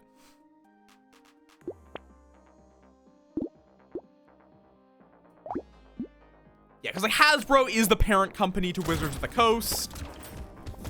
Functionally, they are one and the same. I just call it Wizards of the Coast because that's what I interact with. I think the obliterator, like a full weapon set of obliterators would be the ideal weapon set for Jack. But yeah, I want to see, I do hope the company turns around. I hope the greedy executives get ousted, because realistically, there are people on the lower levels that are probably just trying to make cool stuff. But not Hasbro, not the higher ups at Hasbro. They just want money. And once, like, I am fine with the higher ups being a guiding hand to let the company stay profitable. But there is a point where it turns into being, they are just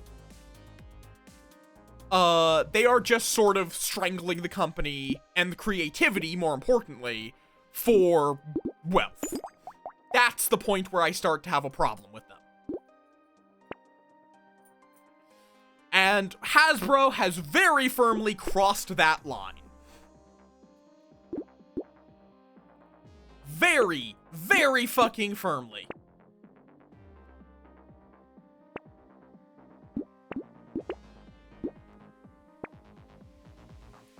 Yes, I like Svid's relic. I also want that warrior helmet.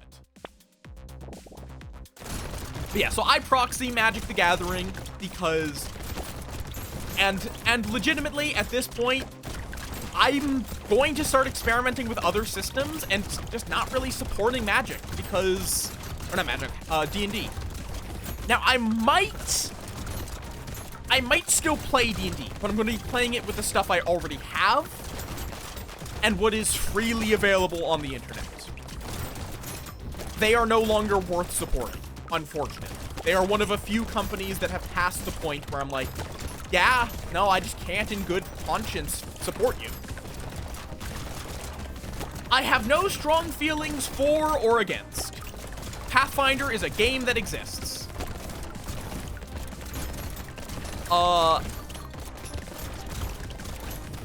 It is...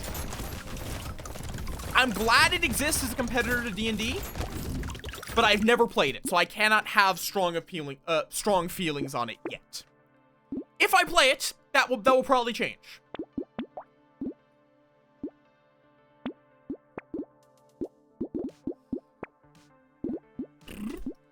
Luck, dodge, lifesteal, oh, sure.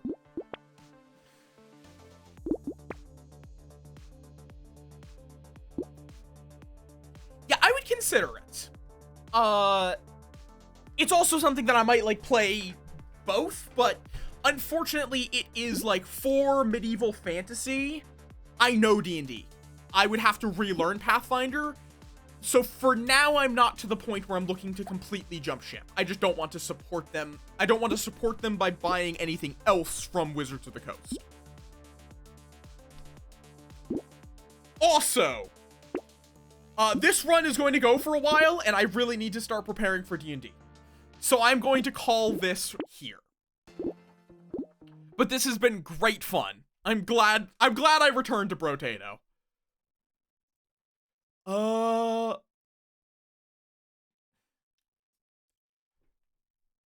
I shall, most likely. I'm sure my players will do something I don't expect and make me hate being a DM. But that's the fun of being a DM.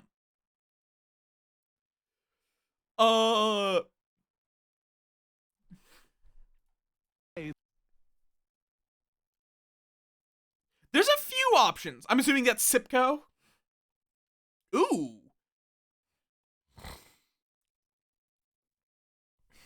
There's also Filth,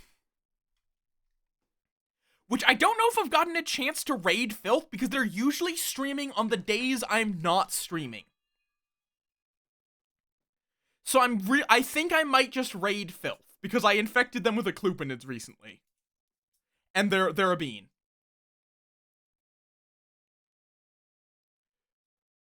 So actually, you know what as well? I'm going to rig the but yeah. If you've enjoyed my nonsense, you can find the Discord there, or my blue sky right over there. Hi, Jewel, you arrived literally as I'm raiding out. Yeah, fuck it, I'm just gonna raid Filth. Filth is a good egg. And here is my technical raid. Here's whatever the bot has decided for the raid call, but just as a suggestion for anyone that's subbed, if you're not subbed, still use the top one. If you are subbed, use this one. Let's continue infecting them with the Clupinids. Let us continue infecting Filth with the Clupinids. Praise the lamp. But yes, I'll be back tomorrow with the community AP. If you want to get in on that, join the Discord and look in the suggestion box. We have a thread in there for people to submit their YAMLs for the archipelago, which I am very excited for the chaos for that. Yeah, I'm realizing how much time is passing from me talking, so I really need to go get, like, water and food and whatnot, and prepare, and also read up on what the fuck my people were doing before when we left off last time. Not Filth the Mat, Filth the Mutt. God damn it, right? Hey. But yeah, thank you all for chilling with me. Thank you all for having wonderful D&D and other TTRPG based discussions with me. And yeah, I will see you all tomorrow. And I hope you all have a wonderful rest of your day. Peace.